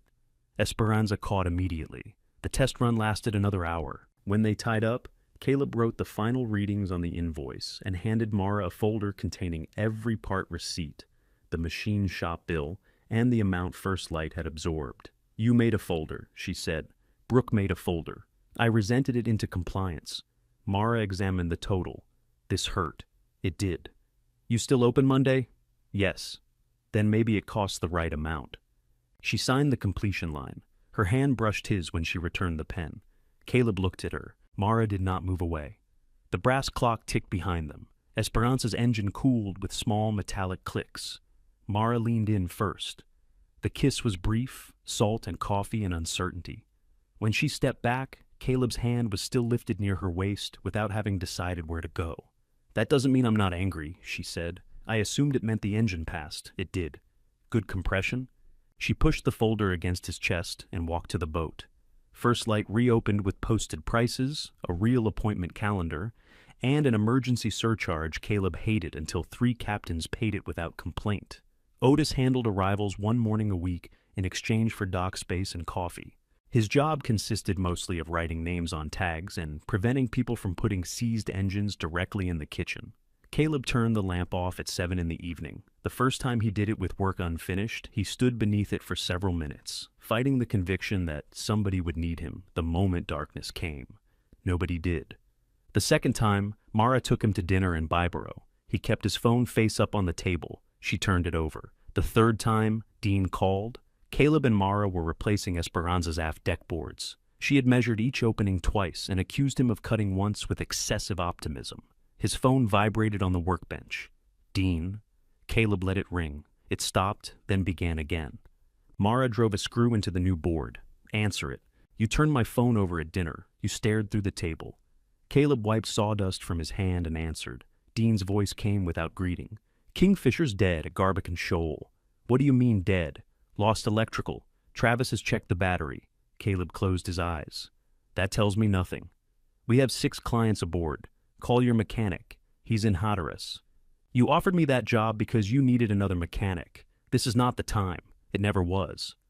Caleb looked at Mara. She sat back on her heels, waiting. I promised this deck today, he said. Mara's gaze lowered to the half-installed boards. Dean said, I'm asking for help. The sentence sounded wrong in his father's mouth. It lacked apology, but it was still asking. Caleb set down the phone. I can be back in 2 hours. Mara picked up the next board. Go. You heard him? The marsh heard him. I'll finish when I get back. Sure. She did not sound angry. That made leaving easier until Caleb understood it should not have. He took Otis's skiff because Esperanza was trapped beneath the loose deck boards. The wind had risen from the southwest, chopping the open water. Kingfisher lay half a mile beyond the shoal with her anchor down. Travis waved from the bow while Dean stood at the console. The 6 clients wore matching red windbreakers and the displeased expressions of people who had paid to appear adventurous without experiencing inconvenience. Caleb tied alongside. Travis leaned over the rail. Battery reads 12-6. Congratulations. What? It's a number. Caleb boarded with his tool bag. The main breaker had tripped because a loose cable at the alternator had arced against the engine block. The terminal was blackened. The insulation had melted back 2 inches. Who installed this? He asked. Our mechanic, Travis said. Your mechanic hates you. Dean stood behind him. Can you fix it? Temporarily. Caleb trimmed the damaged cable, crimped on a new lug, covered it with heat shrink, and rerouted it away from the block. Kingfisher started. One of the clients applauded. Caleb wanted to throw the crimping tool into the sound. Dean tested the throttle. Good. Replace the cable before the next trip. It's replaced. It's shortened. Not the same. Dean met his eyes. All right. Travis escorted the clients back toward the heated cabin. When they were alone, Dean said, Thank you. Caleb waited for the rest. There was no rest. You could contract with us, Dean continued. Emergency coverage. Set your own rate. Mara was waiting. Who? Caleb laughed once. Never mind. He stepped toward the rail. Caleb. His father stood with one hand on the console, looking older than he had at the funeral. I wouldn't have called if it wasn't necessary. That was supposed to make the call valuable. Caleb could feel the old hunger trying to accept it. You didn't call me, he said. You called a mechanic. Dean's face closed. Caleb climbed into the skiff and left. Mara had finished the aft deck when he returned. Every board lay straight, each screw countersunk evenly. She was packing her tools. I said I'd finish, Caleb told her. You said 2 hours. It took 2.5. The tide leaves in 40 minutes. I came back. She lifted the toolbox. Yes. What is that supposed to mean? It means you came back after your father was finished needing you. He had people stranded. He owns 5 boats and employs 12 people. 6 clients were aboard. Then go. Help. But don't pretend the emergency made every choice for you. Caleb blocked the dock without intending to. What did you want me to do? Say no? I wanted you to know why you said yes. Because they needed help. Because Dean needed you. He looked away. Mara's voice softened. Being needed by him is not the same as being loved by him. You don't know anything about my father. No. I know something about waiting for one person to finally need you the right way. The words left them both still. Caleb stepped aside. Mara carried the toolbox past him. At her truck, she turned. The deck is done, she said. You don't owe me the afternoon. She drove away. 2 mornings later, Brooke called while Caleb was opening the shop. Did you fix Kingfisher? Temporary cable. Dad said you refused a contract. He offered one. You should have taken it? Why? Because we're using every boat we can get. Caleb switched on the green lamp. What does that mean? The new 40-footer is delayed again. Travis arranged an investor cruise for Friday, so he leased one of the old fleet boats back from the buyer. A cold feeling moved through Caleb before she said the name. Which boat? That's Sweet Caroline. He stared out at the dark water. Brooke, no. It's one afternoon. The steering failure was intermittent. Dad had it repaired. A hose was replaced. I never inspected the cylinder. The buyer did. The buyer's mechanic reduced the offer. Wind rattled the new metal roof. Caleb looked at the marine forecast taped beside Brooke's schedule. A fast-moving front was expected Friday afternoon. Small craft advisory likely. Cancel the cruise, he said. Brooke sighed. You don't get to run the marina from a collapsed cabin. Then, don't call me when that boat decides circles count as navigation. He ended the call harder than necessary. Above him, Amos's clock ticked toward weather nobody in the room could stop. Caleb called Travis before the coffee finished brewing. His brother answered on the 4th ring. Music thumped in the background. If this is about Sweet Caroline, Brooke already told me. then cancel. Good morning to you too. The front moved up. It's a 30% chance of rain before 6. It's a 100% chance after 6, with gusts over 40. We'll be back by 2. Steering failures don't use a clock. Travis lowered his voice. The boat passed inspection when we sold it.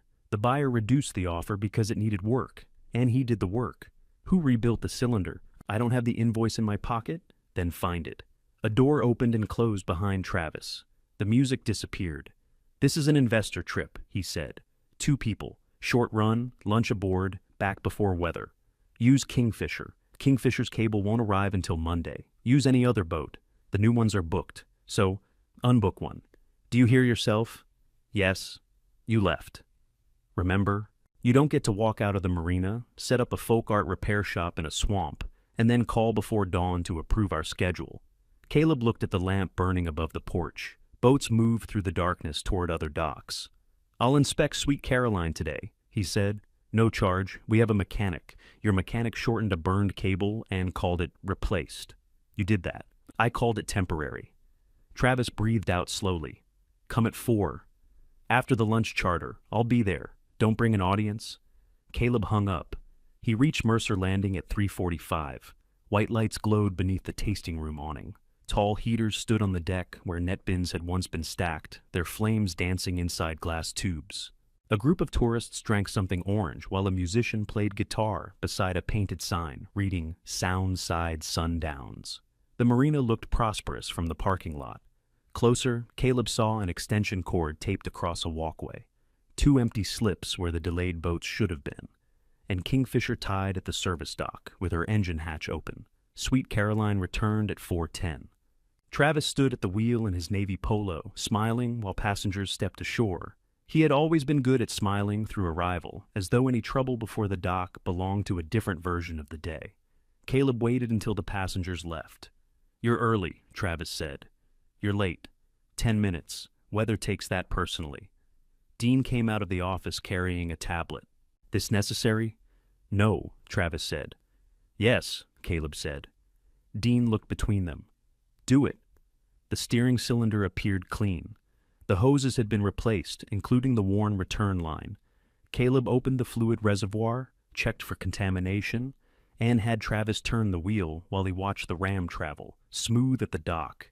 He disconnected the tiller arm and felt resistance through the cylinder by hand. A faint catch appeared near full starboard, then vanished when he tested again.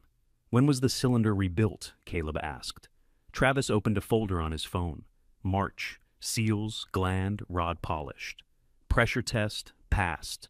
At operating temperature, it says pressure test. Caleb crawled farther beneath the stern. The polished rod showed a line so fine, he had to angle his flashlight to see it. There. Dean crouched beside him. What? Scoring? I don't see anything. Run your nail across it. Dean did. His nail caught. Could be old, he said. Could be. Travis folded his arms. You said you'd inspect it, not frighten everybody with could. Caleb slid out. I can't make it fail at the dock. That was always the problem. Dean looked at the cylinder again. What are you recommending? Don't take it. For a scratch? For the same intermittent failure it had when you signed my name. The service base seemed to go quiet, though the guitar continued outside. Dean stood. Not now? When would you like it? We replaced the lines. The new owner rebuilt the cylinder. It has operated 6 months without another failure. That you know of. Travis checked his watch. I have dinner. Caleb blocked his path. If the wheel goes soft, pull the throttle, center the rudder manually if you can, and use the engines to steer. It has one engine. I know. Then why say engines? Because it's what you should be taking. Travis's face flushed. Move. Dean stepped between them. Enough. Caleb looked at his father. Cancel it. Dean did not answer. Please. That word reached him. Caleb saw it in the slight change around his eyes. Then Brooke came through the bay carrying a box of investor packets. What did he find? She asked. Travis said. A scratch. Caleb said. A reason. Brooke looked to Dean. Their father rested both hands on his hips. Beyond him, the orange drinks moved through the tasting room like little sunsets. We go out at 10, he said, back by 1. If conditions change, Travis turns around. Caleb laughed without humor. Conditions already changed. Your recommendation is noted. It was the office all over again, only this time, Caleb's name was not required. They could ignore him cleanly. He walked out. Mara's truck was parked beside the cabin when he returned. She sat on the porch steps with 2 paper cups. You keep buying coffee for somebody you're mad at, he said. I contain contradictions. He sat 1 step below her. She handed him a cup. How's Sweet Caroline? Going out? You inspect it? Dock test was clean. That's not an answer. The cylinder rod scored, could hold another year, could bypass underload tomorrow. Travis knows? Yes. And? Investor trip. Mara looked across the dark water. People do stupid things for money. I've done them for free. They drank without speaking. After a while, Caleb said, You were right about my father. I usually prefer apologies without involving your father, about being needed. Mara waited. When Dean called, part of me thought it meant he trusted me again. He does trust you. That isn't the same thing either. No. I left because I wanted him to pick me over his pride. Then he needed a cable fixed, and I acted like he had. Mara rested her cup between her palms. I'm sorry I left you at the deck. I finished it. I know. You shouldn't have had to. She looked at him. I didn't need the apology to end with you explaining that I was fine. Caleb nodded. I'm sorry, thank you. Their shoulders touched. Neither moved away. Rain began before noon Friday. Not a storm at first. Fine drops stippled the sound, while Caleb worked beneath the cabin awning. The forecast still placed the worst wind after 5. Sweet Caroline left Mercer Landing at 10:12, with Travis, Brooke, and 2 investors aboard. Caleb knew the exact minute because he had been listening to the marine radio. At 11, the front accelerated. Wind shifted west and rose hard enough to turn the sound from gray to white in less than 20 minutes. The Weather Service moved the small craft advisory forward. Rain struck the metal roof with a roar. Caleb called Brooke. No answer. He called Travis. No answer. At 11:37, Dean called him. Caleb answered with his heart already beating too fast. They lost steering, Dean said. No greeting, no argument, just the words. Position? South of Branch Shoal, drifting northeast. Engine? Running. Travis says the wheel's free. Anchor? Won't hold. Caleb grabbed his rain jacket. Who's responding? Tow company launched from Oriental and turned back at Broad Creek. Another says 90 minutes if the wind drops. It won't. I know. The emission sounded stripped from him. Caleb looked through the rain toward the dock. Esperanza was not there. Tell Travis to pull the access panel over the rudder post, he said. There's an emergency tiller fitting beneath the aft bench. He says he checked. Tell him the bench bottom lifts out. It isn't hinged. Dean relayed it. Caleb heard his voice change as he spoke to Travis, becoming too calm. A minute passed. He found the fitting, Dean said. No tiller arm. Caleb closed his eyes. The arm had been in Bay 3 when the boat sold. It should have gone aboard. Nobody had known what the rusted steel bar was, and Caleb had not been there to tell them. Caleb, I'm thinking. A gust drove rain beneath the porch. The green lamp swung against its bracket. He called Mara. She answered over engine noise. I heard the radio, she said. Where are you? Esperanza's coming around Bay Point. Don't cross Brant alone. I wasn't planning to. A second engine appeared through the rain. Captain Farlow's boat pushed toward the dock, bow rising hard in the chop. Earl's shrimper followed, deck lights glowing in the gray. Otis came running from the road, carrying coils of rope. June's welding truck stopped behind him. Leon arrived last, with a silver coffee urn belted into the passenger seat. Caleb stared. Otis shrugged into a rain slicker. News travels faster than weather. Mara brought Esperanza alongside. Her red cap was turned backward, rain running from its bill down her neck. Farlow takes the outside line, she said. Earl stays in his wake. We lead through the shoal. You've been organizing. You took too long thinking. Caleb boarded with a tool bag, chain, 2 lengths of cable, shackles, and the spare tiller arm from an old shrimp boat. It would not fit Sweet Caroline without modification. June saw it and held out her hand. 2 minutes. She carried the arm to her truck, cut the end with a torch, and welded on a fork sized from Caleb's measurements. Sparks vanished in the rain. Dean remained on the phone. What are you doing? He asked. Going out? No. Caleb almost smiled at the absurdity. Tell Travis to keep the bow into the waves with short throttle. No sharp corrections. Caleb, wait for a tow. Their drift puts them on Shellbank in 40 minutes. Dean knew that. Silence confirmed it.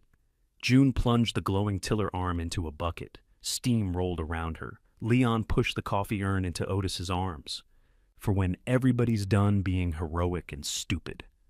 Otis carried it aboard. Caleb turned off the green lamp, then stopped. Through the rain, he could see the workboats holding near the dock, their lights aimed toward him. Boats that had come because Amos once answered. Boats that now came because Caleb did. He switched the lamp back on. "Leave it," Mara called. "We need to find home." June handed him the tiller arm. Caleb stepped aboard Esperanza. Mara opened the throttle, and First Light's dock fell behind them. At the mouth of the reeds, the full force of the wind struck. Esperanza rolled hard enough to throw Caleb against the rail. Farlow's boat vanished behind a wall of rain, then reappeared. Earl's lights held beyond him. Mara leaned over the wheel. "Still want to go?" she shouted. Caleb looked ahead, toward the shoal, and the brother who had not listened, the sister who had asked him to dinner, and the boat carrying his father's old lie into open water. "No," he said.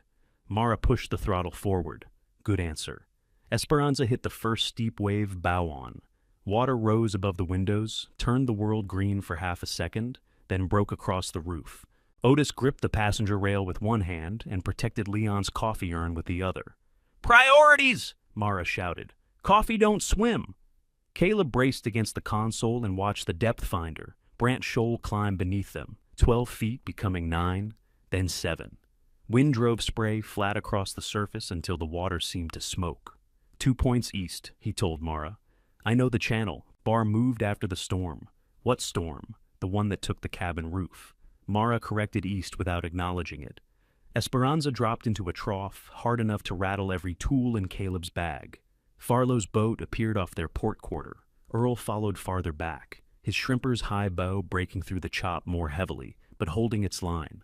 Dean's voice came through Caleb's phone, distorted by wind. "They can see Shellbank. That's too close. Travis has the engine in reverse. Tell him short bursts only. If he holds reverse, the stern will come into the waves."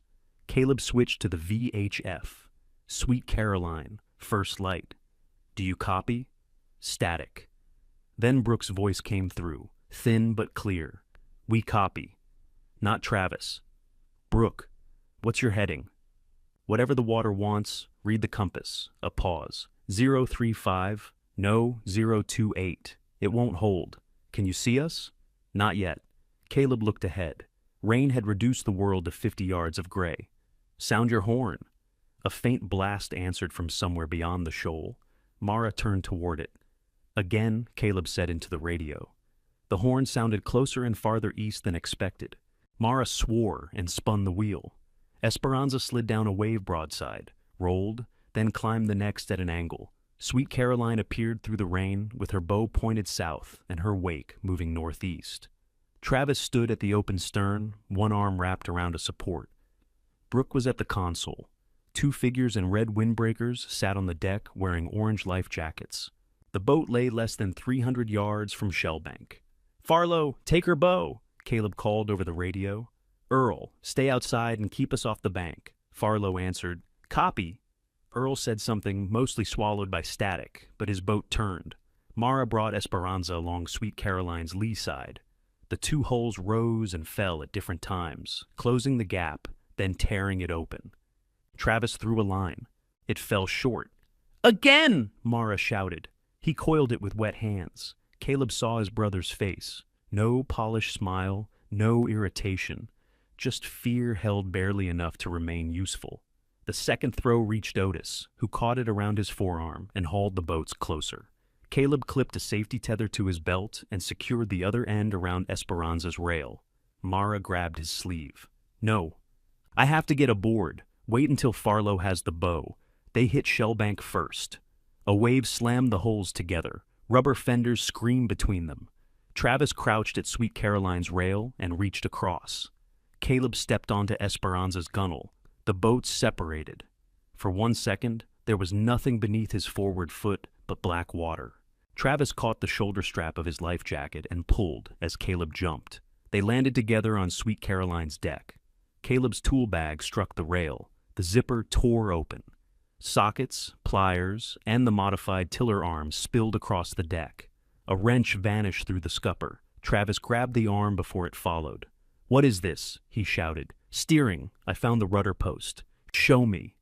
Brooke stayed at the console, working the throttle in short bursts exactly as Caleb had told her. Rain ran down her face.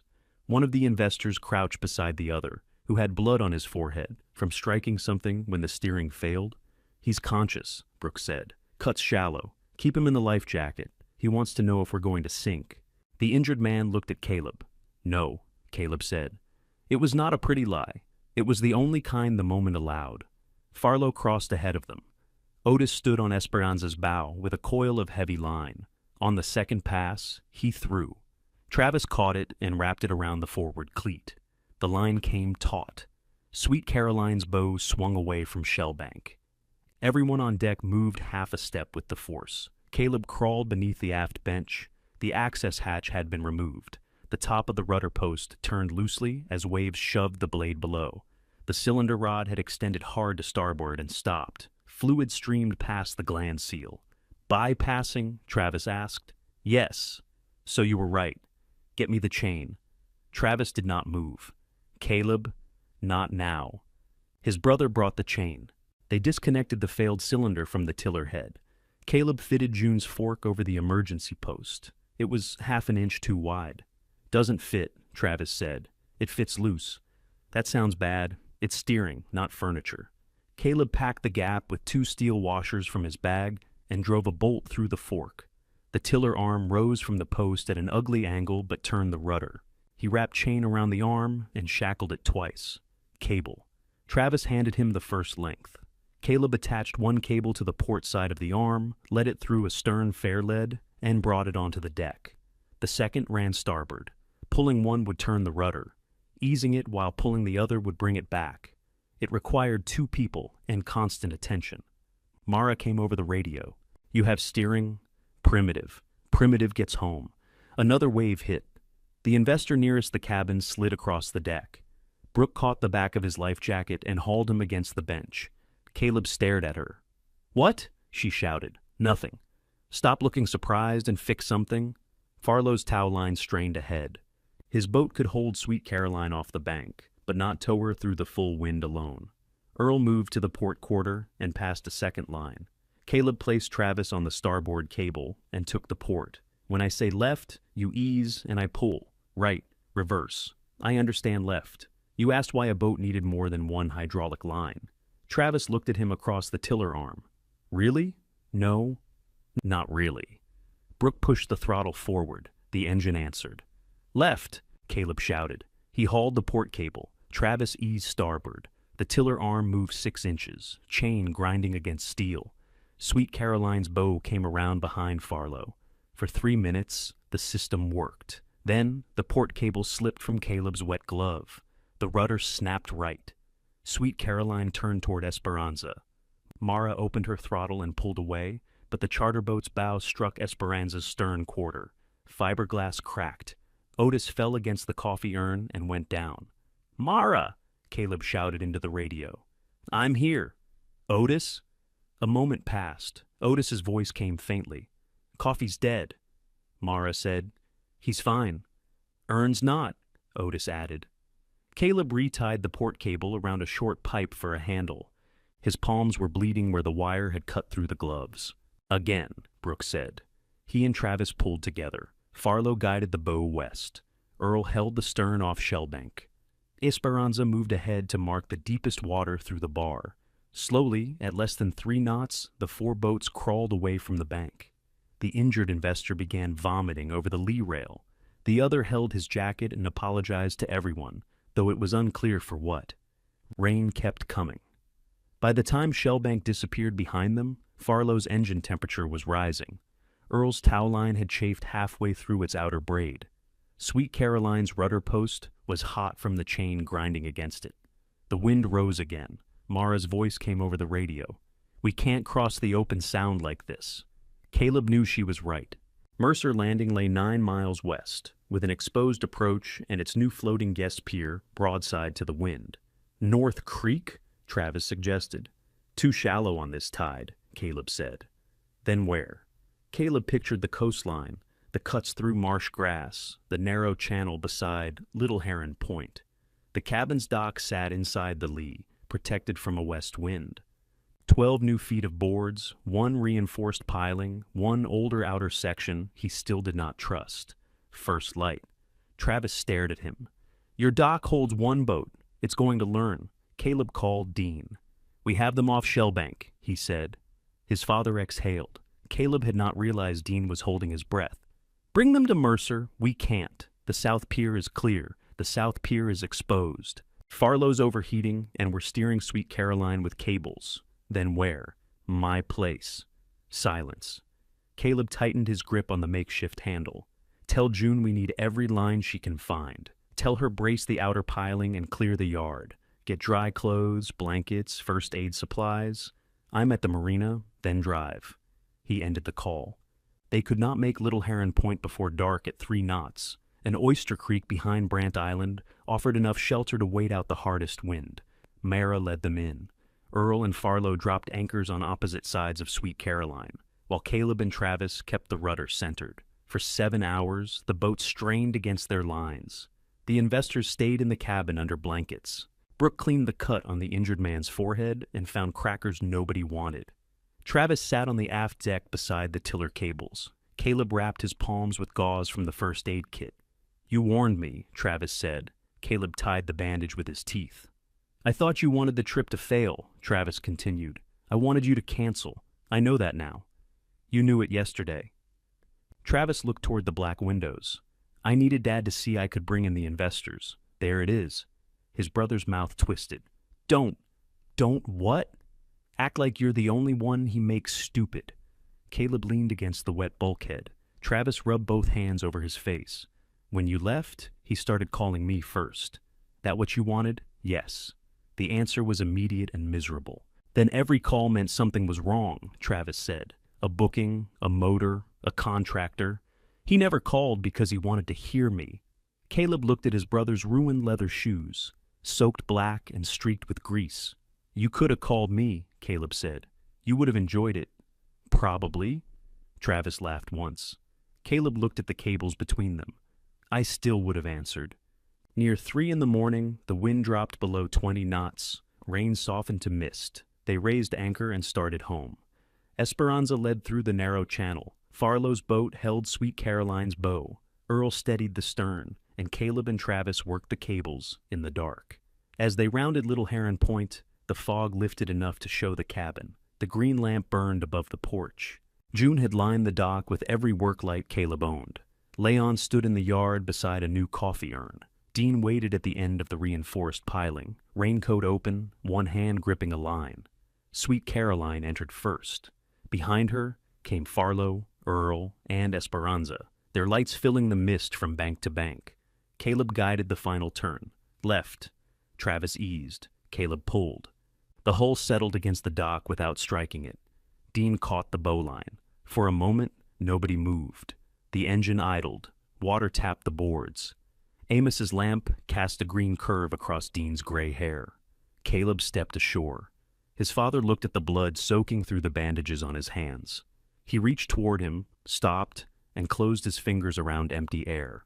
Behind Caleb, the boats kept arriving.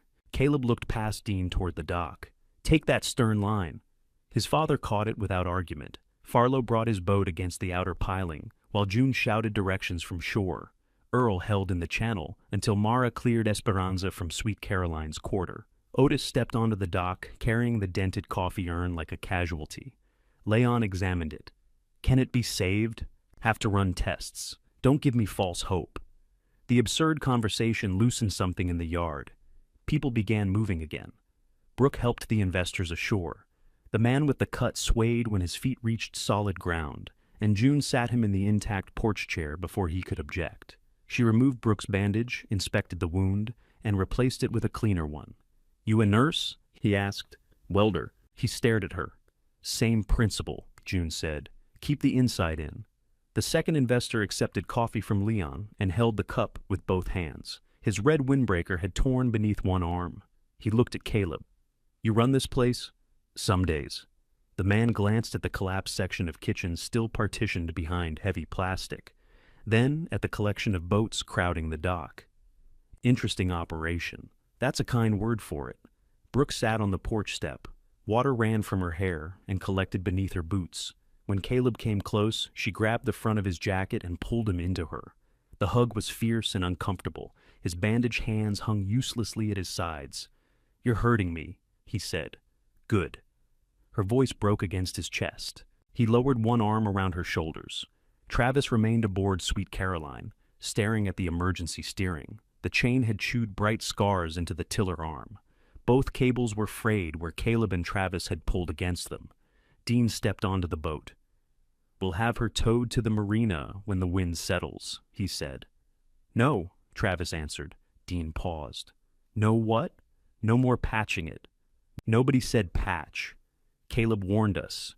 We all heard him." "No."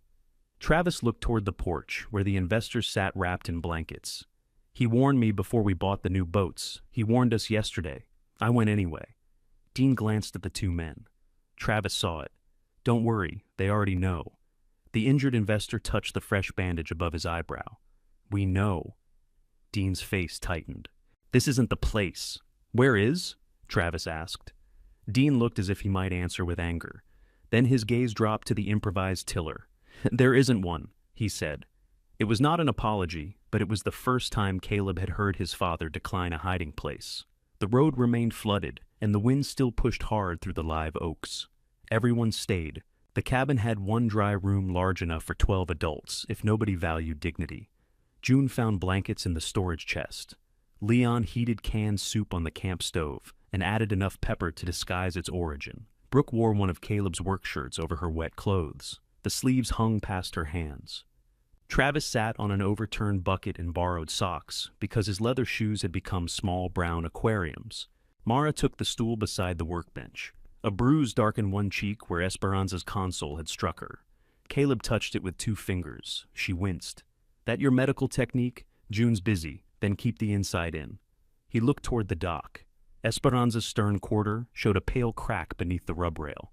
"I hit you! Sweet Caroline hit me. I lost the cable. In weather. I should have tied a handle first." Mara caught his wrist before he could turn away. "You can inspect your guilt tomorrow. I'm tired." She rested her forehead against his shoulder. Across the room, Dean watched them. He looked away when Caleb noticed. Amos's clock ticked above the bench. Every few minutes, somebody checked it as if dawn required supervision. Dean wandered toward the wooden cubbies. He crouched and read the names written on the paper sacks. Boone, Talley, Velez, Farlow. His fingers stopped on one marked Dean. Caleb had never opened it. Dean pulled the sack out. Inside was an old fuel pump diaphragm, a brass carburetor float, and a throttle spring wrapped in wax paper. A note was folded around the spring. Dean read it without showing anyone. "What is it?" Brooke asked. "Parts for the Chris Craft."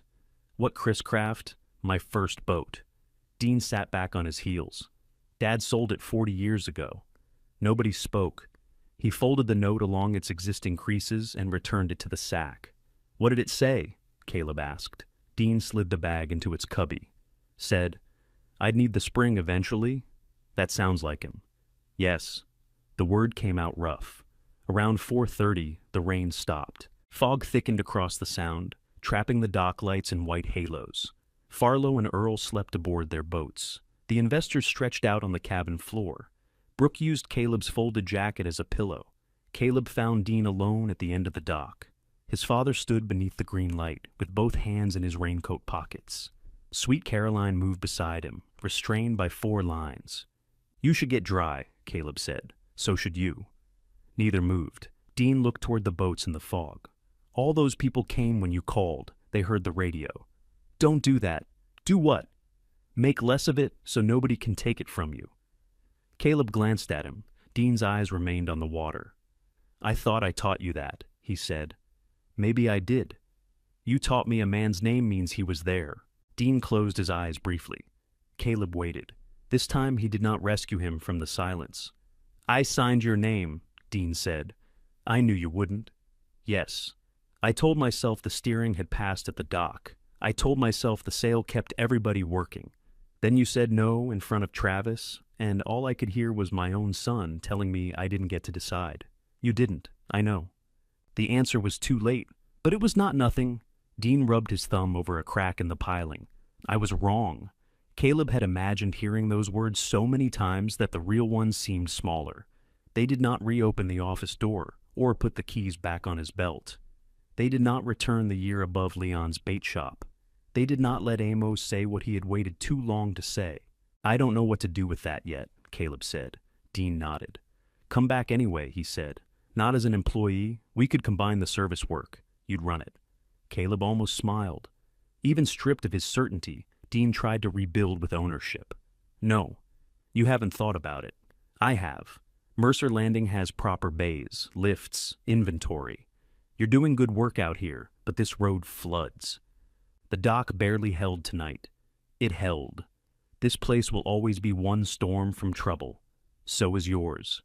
Dean looked toward the cabin, the repaired metal roof, the old wall June had braced, the lamp burning where Amos's had burned. "You saved your brother and sister," he said. "We saved everybody. Fine, all of you. And that doesn't mean I come back. I'm not trying to buy you. You don't know how to ask without offering a roof." The sentence hurt him. Caleb saw it happen. Dean stared down at the water. "What should I offer?" he asked. "Nothing? That doesn't leave much. You could call when you don't need something." Fog drifted between the dock lights. Dean gave a quiet, tired laugh. "I wouldn't know what to say." "Start with that." Behind them, the cabin door opened. Travis stepped onto the porch and borrowed socks. "Brooks says the injured investor is asking for his phone," he called. Leon hid all the phones in a tackle box. "Why?" Dean asked. "He said nobody with a head wound should be allowed to call a lawyer before coffee." Dean went inside to handle it. Travis joined Caleb on the dock. For a while they looked at Sweet Caroline. "I was wrong," Travis said. "He beat you to it."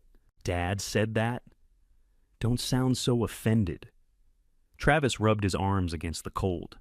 "I didn't back you in the office." "No, I knew the steering had failed. I didn't know he'd sign your name, but when he did, I let him. Yes. I thought if you left, there'd finally be room for me." Caleb looked at his brother. "There was always room, not the kind I wanted. Did you get it?" Travis watched the cabin window. Dean's shape moved behind the glass. For a while. Caleb nodded. Travis gestured towards Sweet Caroline. "Will you rebuild the cylinder?" "Yes." "What'll you charge?" "Full rate." "You do family discounts?" "I charge family extra." "That sounds right." At sunrise, the fog thinned. The investors left in Brooks' SUV after declining Dean's offer to continue their presentation over breakfast. One of them shook Caleb's hand carefully around the bandages. "This doesn't mean we're investing," he said. "I don't own anything you'd invest in."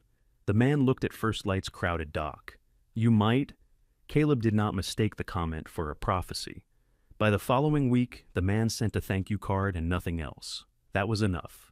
Sweet Caroline remained at First Light for 18 days. Travis came each morning in work boots and clothes he could ruin.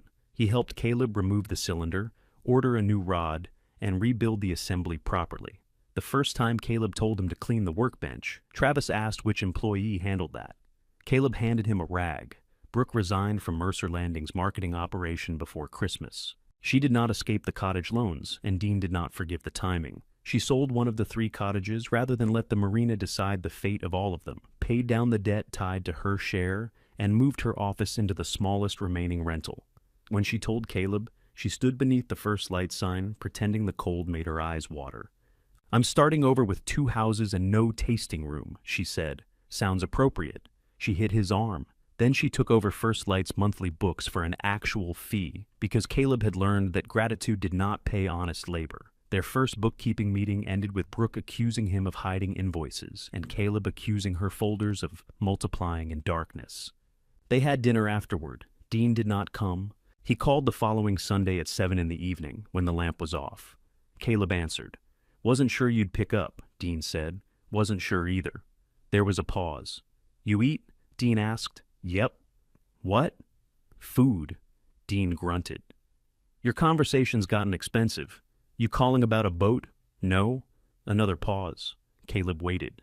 Dean told him the tasting room's vent fan had started rattling and that the new mechanic said it was not his department.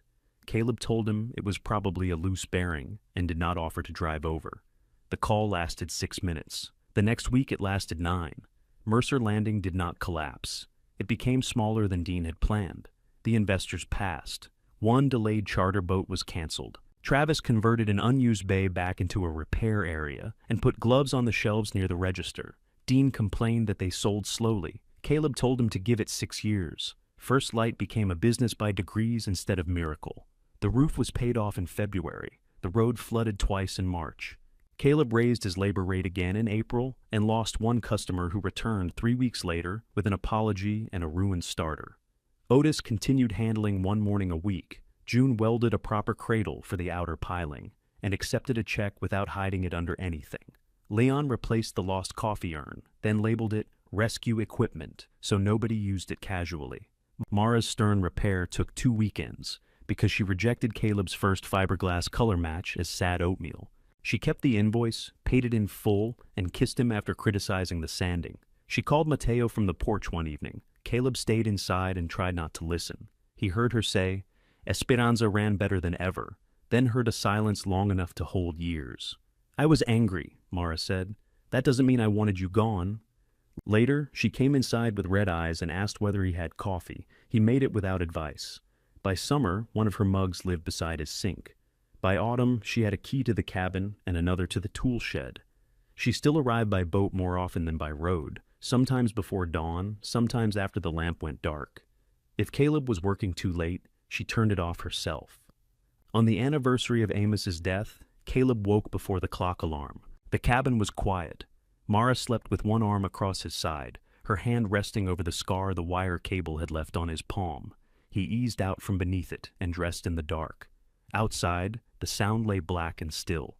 Caleb switched on the green lamp. He filled the old percolator and set it on the stove.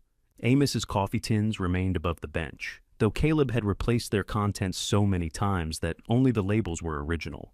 The cubbies held new sacks beside the old ones. A work schedule waited on Brooks' clipboard. Sunday afternoon had been blocked out in Mara's handwriting. He carried 2 cups onto the porch. An engine sounded beyond the reeds, then another. Running lights appeared across the water, one by one. Esperanza's empty slip waited at the dock, but it was Farlow's boat leading this morning, with Earl behind him and 3 others farther out. Nobody sounded a distress horn. No engine coughed. They were bringing work, coffee, breakfast, and complaints that would improve with repetition. Mara stepped onto the porch wearing his jacket. Emergency? She asked. Caleb watched the first boat turn toward the lamp. No. Farlow tossed a rope from the dark. Caleb caught it with both hands.